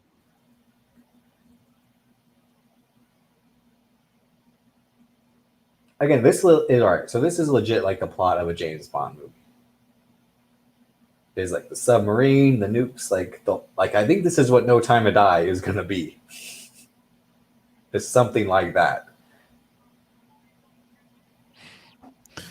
Yeah, nah, bro. You said Die Another Day. That's what it is. Die Another Day. Yeah. Well, Die Another Day is like the guy controlling the sun and eviscerating countries. That's crazy. That's legit crazy. But I love it. See, I don't mind too crazy if it actually like leads to dope shit. Like if you actually have dope sequences like that movie has and this movie does. Like driving on ice, I like driving on ice is cool to me. because it's so improbable that you can only really do it in movies. So I gotta love it.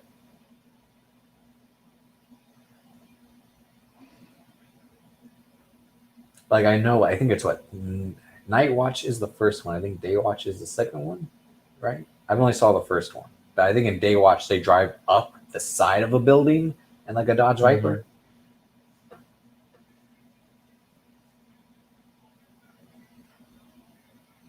Bruh.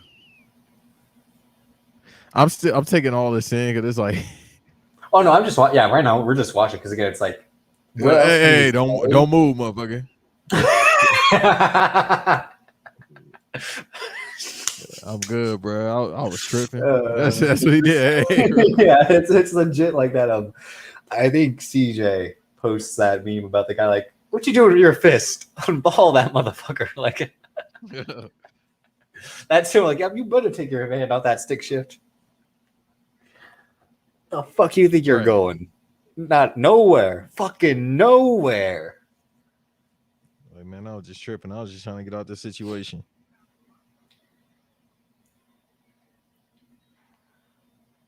Dun, dun, dun, dun, dun. And like it's like the whole time, dun, dun, dun, like yeah. Seeing the whole time they're smiling. It's like you're driving on. Like, can you not like look a little bit panicked about driving on ice?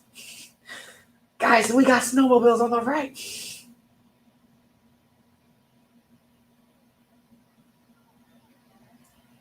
When people drive on the ice here in Minnesota, I've never been on the ice here. I won't do it. Ever. Yeah. Who the fuck would be stupid enough to do that? To do ice fishing.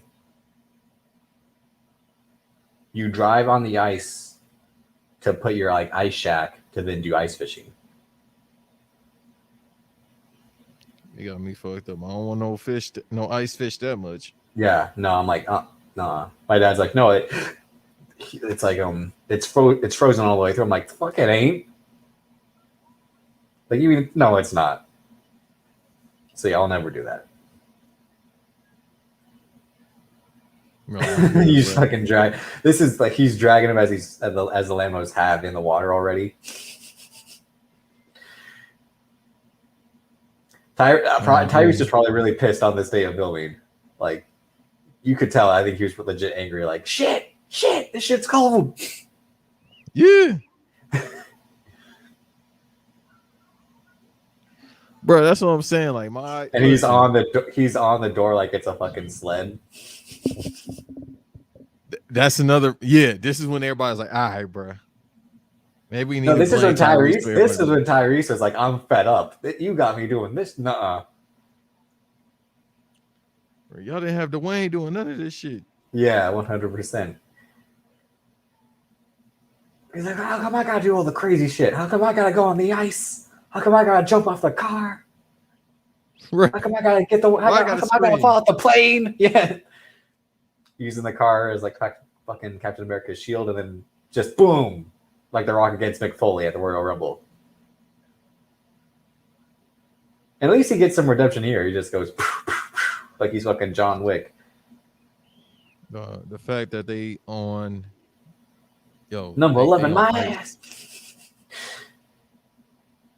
They on ice doing this shit, yo. Y'all don't think this shit gonna cave in? All right, so now this is when it gets good. And shouts to the girls next to me.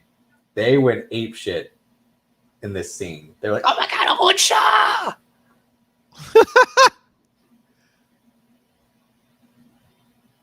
So obviously they were fans. Yeah, legit. I was like, all right, yeah, like finally, like people who are like reacting to the dumb shit, like again, like little kids dancing when the music comes on. I was like, come on.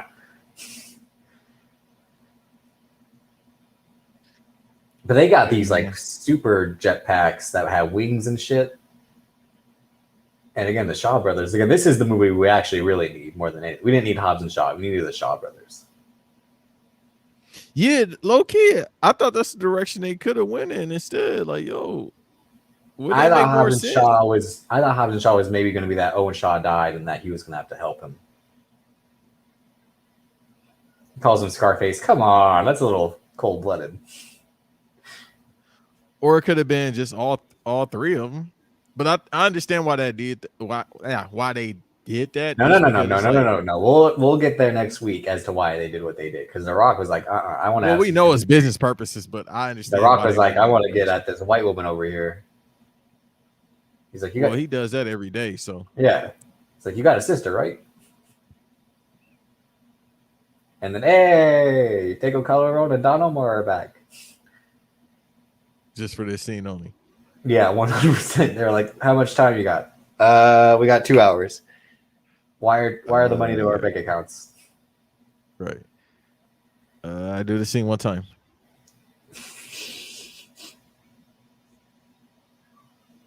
But see, again, the shop, because again, they're actual super spies. They ain't here to fuck around. Boom, everybody dead already. But see, the thing is, if it's both of them in the movie, yo, that ain't fair, bruh. They know all that karate and shit. That's a Motor City Machine Guns in 2008 type shit. The speed, That's the what I'm saying. strikes. Great reference. Yeah, nah, bruh. Alex Shelley does the flip into the Muda lock. Chris Sabin does the running single leg drop kick. Boom. So this whole time he had backups. I thought Don Yeah. was just out here. He gonna betray La Familia like that? Nah, he got backup plans. Yeah. So the whole thing is that Dom worked with Mum Shaw, to help get Owen Shaw out of prison to help Deckard Shaw get his son. He calls his own brother a lost cause. She's like, that's your brother, Dex. He's my son. He's our family. Davis is practicing for next week, by the way. We gonna do it. You cheeky bastard. Yeah, you cheeky fucker. Oh, you rat bastard. But That's more Scottish. As she tricks him, you get false for it every time. Again, they actually have good chemistry, Helen Mirren and Jason Statham, especially in Hobbs and Shaw. Where he's like, how can you get locked up? Really? He's like, how are you supposed to be this smart and this stupid? He's like, oh, I love being in here. Gives me plenty of time to do Sudoku. yeah, that whole subtle thing. Like, all right, I'm gonna crack your neck in 20 different places. Piss off. I think you were like this baby does look like Vin Diesel. The kid with all the hair, that does not look like Vin Diesel. But this baby in this movie looks like it could be Vin Diesel's actual kid.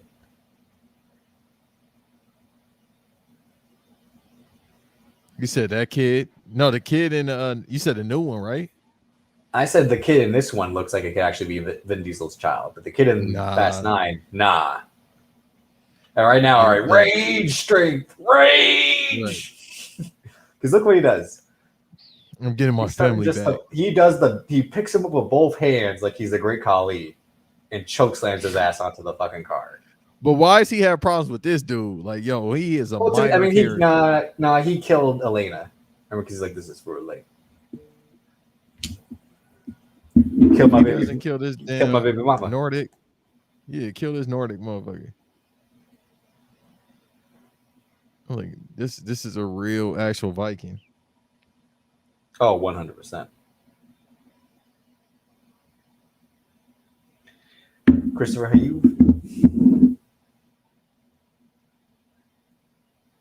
and now he's like, you left the neck off. You left the foot off the tiger's neck.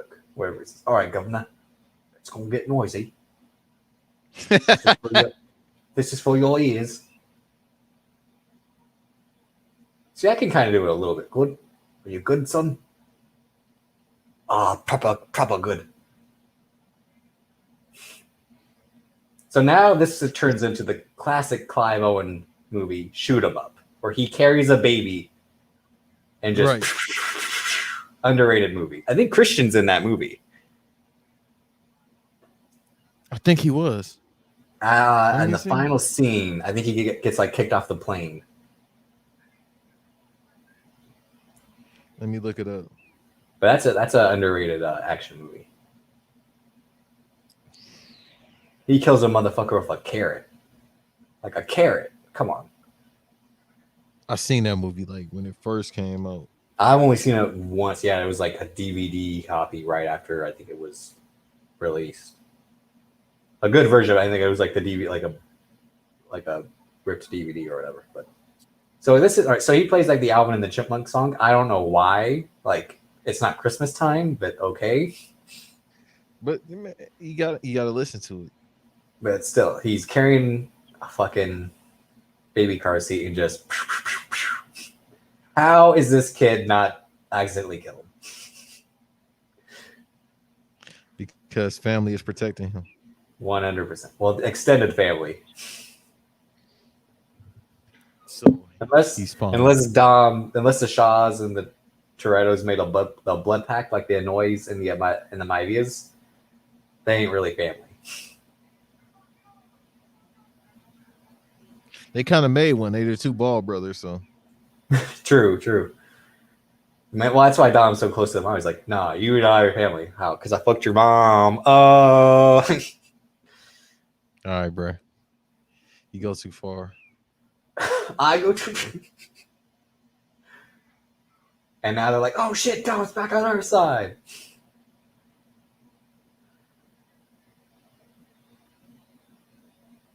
And he drives through the fire. Man, I was just playing with y'all. He drives through the fire again, like Kane. No. What if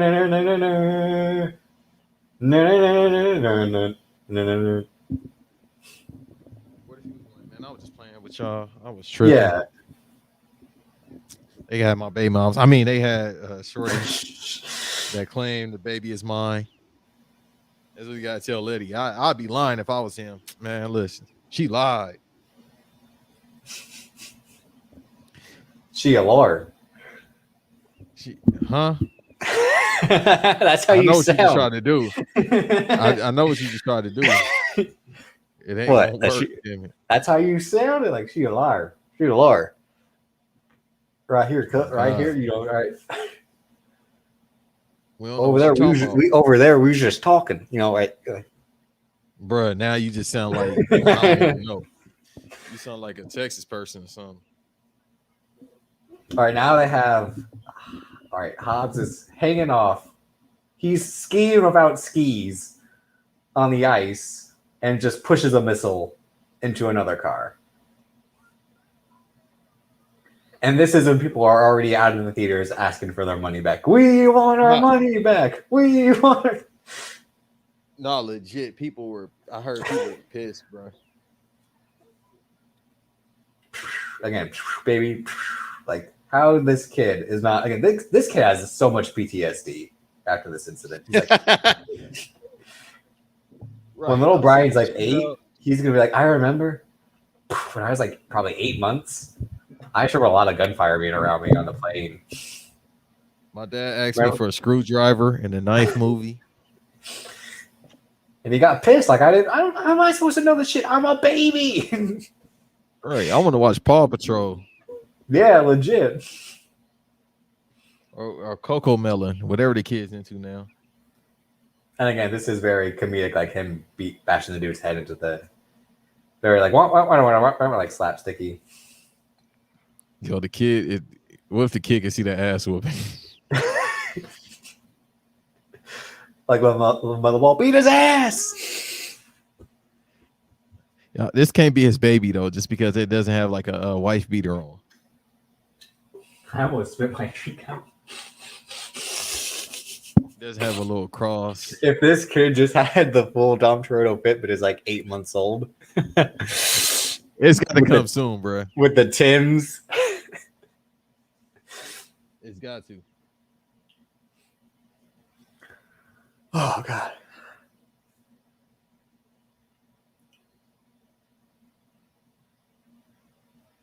Now they're getting chased by a submarine, but the submarine is underneath them.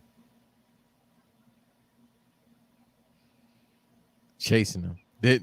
Legit, this is when everybody's like, all right. Like, we keep saying legit, this is when people were pissed off, but they was like, all right, bro. It is like, look, like the cars are somehow driving on shattered ice. Why are you always yelling? Good question, Dwayne Johnson. The first smart thing you've said all movie.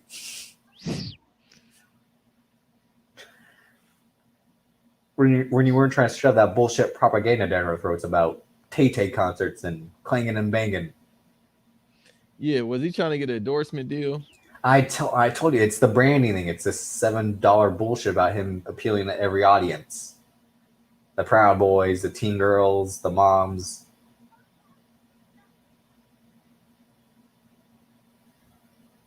He knows it'll go viral. That's why.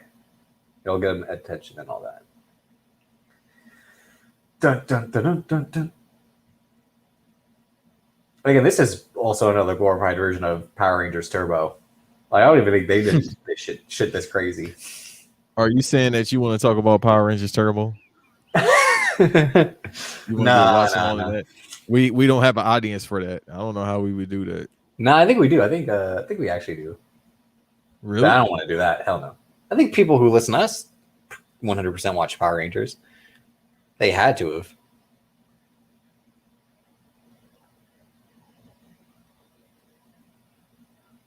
I just remember the Power Ranger Turbo movie being so shitty. Like, nothing happens in that movie. No, nothing at all, bro. Yeah. The first one, they just went to go after Ivan Ooze and shit. The first one's actually good in terms of, like, there's some good action and stunts in it. The Power Rangers Turbo is like, this is like the episode that you want to skip because there's only talking. I remember they actually made the movie like into episodes. If I'm not mistaken, they chopped it up. Was that the whole point, to segue from Mighty Morphin into Turbo, or whatever their whole goal was of, like, connecting them? See, now Dom Toretto just drove up that fucking hill of ice like it was a fucking vert ramp. Right, bruh. Like he was Tony Hawk at the 99 X Games, like going up for some extra speed. Trying to pass up a heat-seeking missile. And now he's, again, pops a wheelie. And then he hits the submarine to do like a pop shove it with the Dodge Charger. I'm telling you, bro, everybody was like, all right, no more of these movies after this. Again, he's in the fire. No. Down! But again, somehow he's not getting burnt to a crisp. And the car is rolling on ice, not going through it. It's rolling on the ice, not going through it. This shit is hilarious, bro. Watching it years later, this shit is hilarious. Bruh, See, this is why I was pissed about Fast 9, because nothing this cool and outrageous happens in it. It's literally lackluster. Yeah, the most outrageous thing is John Cena and Vin Diesel being relatives. That's the most outrageous thing. That and Vin Diesel whooping John Cena's ass in like a 10-8 round. Like, the car you got your ass beat. The car, no, not the car. Family.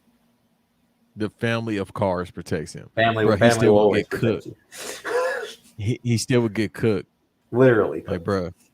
Yeah, bro. Like, that's not how it works. Like, so right now, you can't block heat on it. Shaw. Deckard Shaw's like, I'm gonna kill you right in front of this baby. He should have did it. I don't give a fuck. Shoot her in her fake.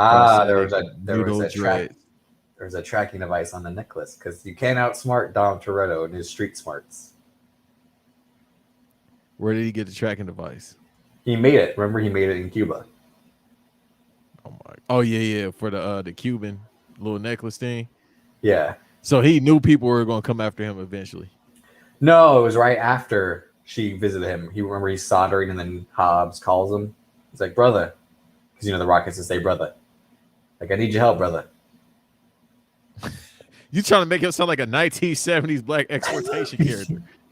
No, I'm not doing the brother. What's going on? I'm not doing that. Man, Dom Toretto. The Chappelle, like, you hear a man say brother too many times. Excuse me, brother.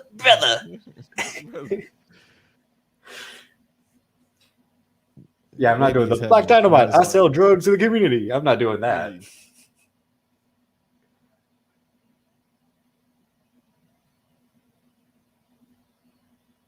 I never left you, Lenny. Really? I mean, you left when she was dead. So, Hey, circumstances. Hey, man, listen. I got some other stuff to do.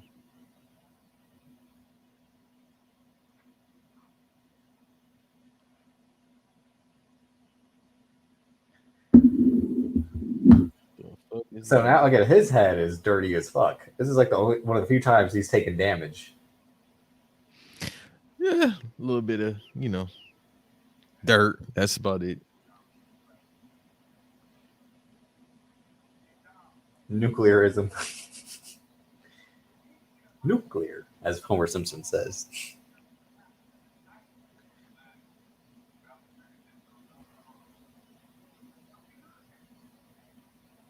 That's legit. Roman Pierce probably has Tyrese's IG in the Fast and Furious universe, where he posts everything every day for no reason.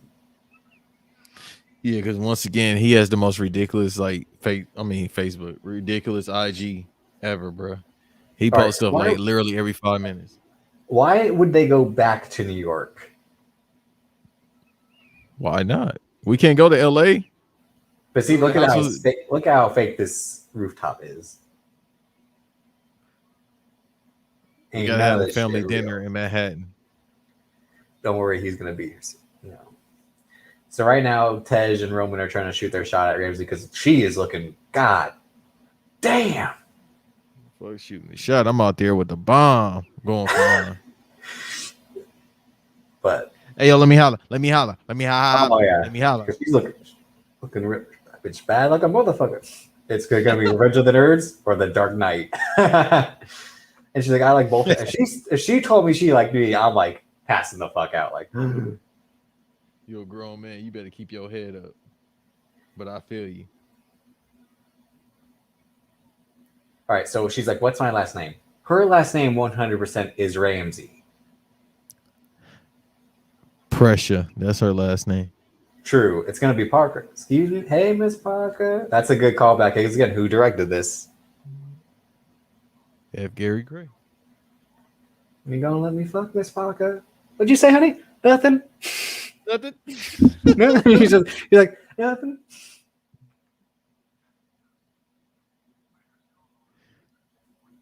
Definitely ask that question. See what I mean? He showed up with his leather vest and his leather fucking bracelet. Like, who is this guy? This isn't Hobbs. This is The Rock trying to be somewhat like. Look, he dressed like the Undertaker 2000. I told you it doesn't. And in that picture, I'm gonna post. He has like a long goatee. It doesn't make sense. After 16 years, I figured it's time to take a break. Except I got my own side missions to go do. So screw you guys. Because I ain't coming back. I'm coming home. And this is the last one where The Rock has the Brahma Bull tattoo. And this is when it goes downhill after he gets that new tattoo. This is really, I really get pissed off. Brahma Bull. Yeah. I'm like, bro, why did you get that? How'd you know I do it? Brotherhood, aka family. That's how I knew you would do what you did. But yeah, no, when he gets the Brahma Bull covered up, nah, I hated him right after that. I was like, no turning back. You really went to go see my mother.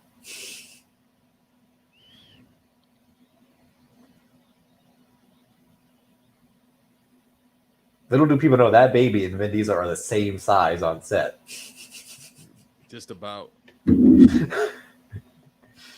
That's why he's trying so hard to hold him up. He's struggling. Yeah, that's actually Vin Diesel's stunt double is the baby. Yeah, that's hilarious. Shouts out to the baby. The baby look like it's having a good time. Yeah, the baby's like, damn. Like, I'm in a movie. I'm going to get paid. These residuals. Hey. That's true. 4 years later, we call it a bad movie. So, baby, I hope you're all right. Bad baby, but a bad movie's been no such thing as bad checks.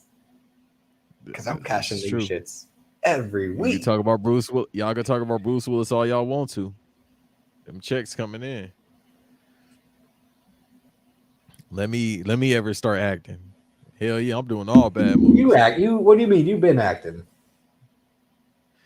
I'm acting. I always act like I'm in love, but that's besides the point. Oh, come on. Come on. So he gives the kid a name, and his name's Brian. Of course, even though Brian still exists in their universe, so it's like, why do this? He could have named the kid Paul or Paulo. That would have made a lot more sense to me. Yeah, actually, you know what? Yeah, Yeah, actually, that would have been dope if he would have said Paul. It would have been better because it's like he's still alive. He just That's never what died. I mean. It never made sense. I'm like, you really just should have named the kid like Pablo or like Paul or something close to Paolo. Just like not Brian. Because again, like when you have the barbecue at the end of Fast 9 and you say Brian, they're both gonna be like, huh? And this is gonna be like this is gonna be like Buster, and he's like, oh, you're talking to me? Like, Okay. Oh, okay. I know. yeah. Because They the both gonna be Buster doing the Spider-Man brought point me. at each other. Yeah, the Fate of the Furious, and that was it. I mean, you kind of heard They us. supposed to be on the run. And I love all these movies still, and there's some great stuff in this, but this just. It's not the outrageousness of the stunts. It's really just the inner workings of the behind the scenes, and that's where shit has gone south. Like Neil H. Moritz isn't a producer anymore in these movies because Universal has shit canned him because he wanted credit for Hobbs and Shaw because they were going to try to like get him. They were going to try to make those movies without him getting like a producer credit and getting a piece of it. So they pulled some shady business shit with that. Again, Dwayne Johnson had to get his stupid brother-in-law involved as well, ex-brother-in-law. So they steal Chris Morgan away. So Chris Morgan, this is the last one Chris Morgan has wrote for the franchise. He now is going to just write solely Hobbs and Shaw movies, apparently, because Daniel Casey again and Justin Lin apparently wrote Fast 9, Fast Saga, F9, whatever it is. But times are changing. Hobbs and Shaw is after this, and I mean, that'll be an interesting one. If you think I sound bitter and angry, and my hate speech towards Dwayne Johnson, wait till next week. Like this ain't nothing. Yeah, no, y'all. Like I keep saying, y'all might want to tap in. Y'all might really want to subscribe. All the new listeners, thank you for being here. Tell a friend because listen, next week I'm telling y'all that's gonna be the one. I mean, again, us in British accents speaks for itself. Deckard Shaw being said about 100,000 times. Deckard Shaw. Anytime he shows up on screen, Deckard Shaw, Brixton. That's all it's gonna be. Brixton. Hobbs. It's gonna be a cut of that. It'll be also amazing because it has the worst cameo by Kevin Hart.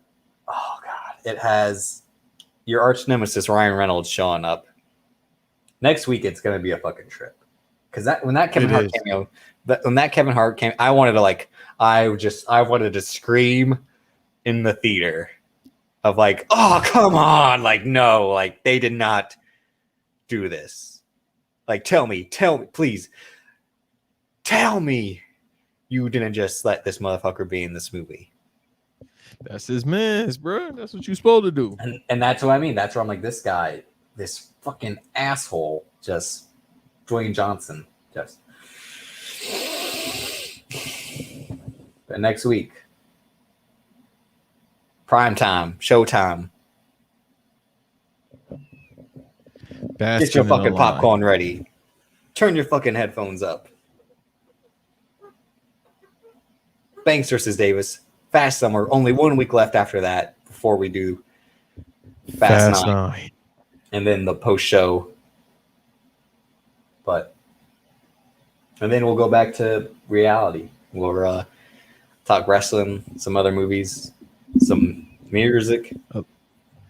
Some other ideas. By then, it won't be for all y'all that's still waiting for a Kanye album. It won't be out by then, so we'll do it. Our Kanye episode will happen before that Kanye album drops. It's not coming out, so we'll keep putting out content. He won't, so I don't know what to tell the people that's actually looking for a Kanye album in 2021. Yeah. Just let that hurt go. And yeah, we're just just over a month away from 1 year of the show. So time's flying by. Outside with an AB. Right Time flies, y'all. TT. Two tones, turn. baby, and you know. You know me. That'll be our Heart. that'll be the one you're just Right. us singing songs together, harmonizing. Oh, we could do that. That's nothing. That's light work. I Still have my heart on Javelin or whatever he said. I'm sorry. Sing it, David. I can't sing right now. I can't sing in general either, but You gotta feel it in your soul, but all right. But I'm. thanks. Where can I find you as always on social media? The BVD pod at the BVD pod. Yeah, interact with us. Tweet at the account if you want to ask us a question or something. If you want us to talk shit about something. Actually, that say we something. said. Just don't like every post that's being said. Okay.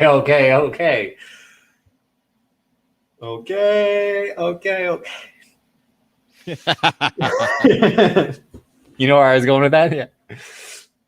Yeah. All right. But you can follow me on Twitter at Davis aka Drip, Instagram Davis Colton DC. Make sure you follow the pod on Spotify. You subscribe on Apple Podcasts. You recommend, share, rate, review. YouTube kind of had some visuals this week, but we will go back to that in the future, hopefully. This Until upcoming then. week. So you're saying you're gonna get a better webcam by then? Yes, because this Amazon bullshit did not work. This ain't cutting it, Chief. Yeah, I gotta get a better camera. Y'all motherfuckers, y'all better give me some money for all this shit. Yeah, Cash App Banks. Please, so I get it. Nah, the camera is only $20, but Exactly. it's the fact that this one broke. Help us. Again, it's a free show. Just help us. Please.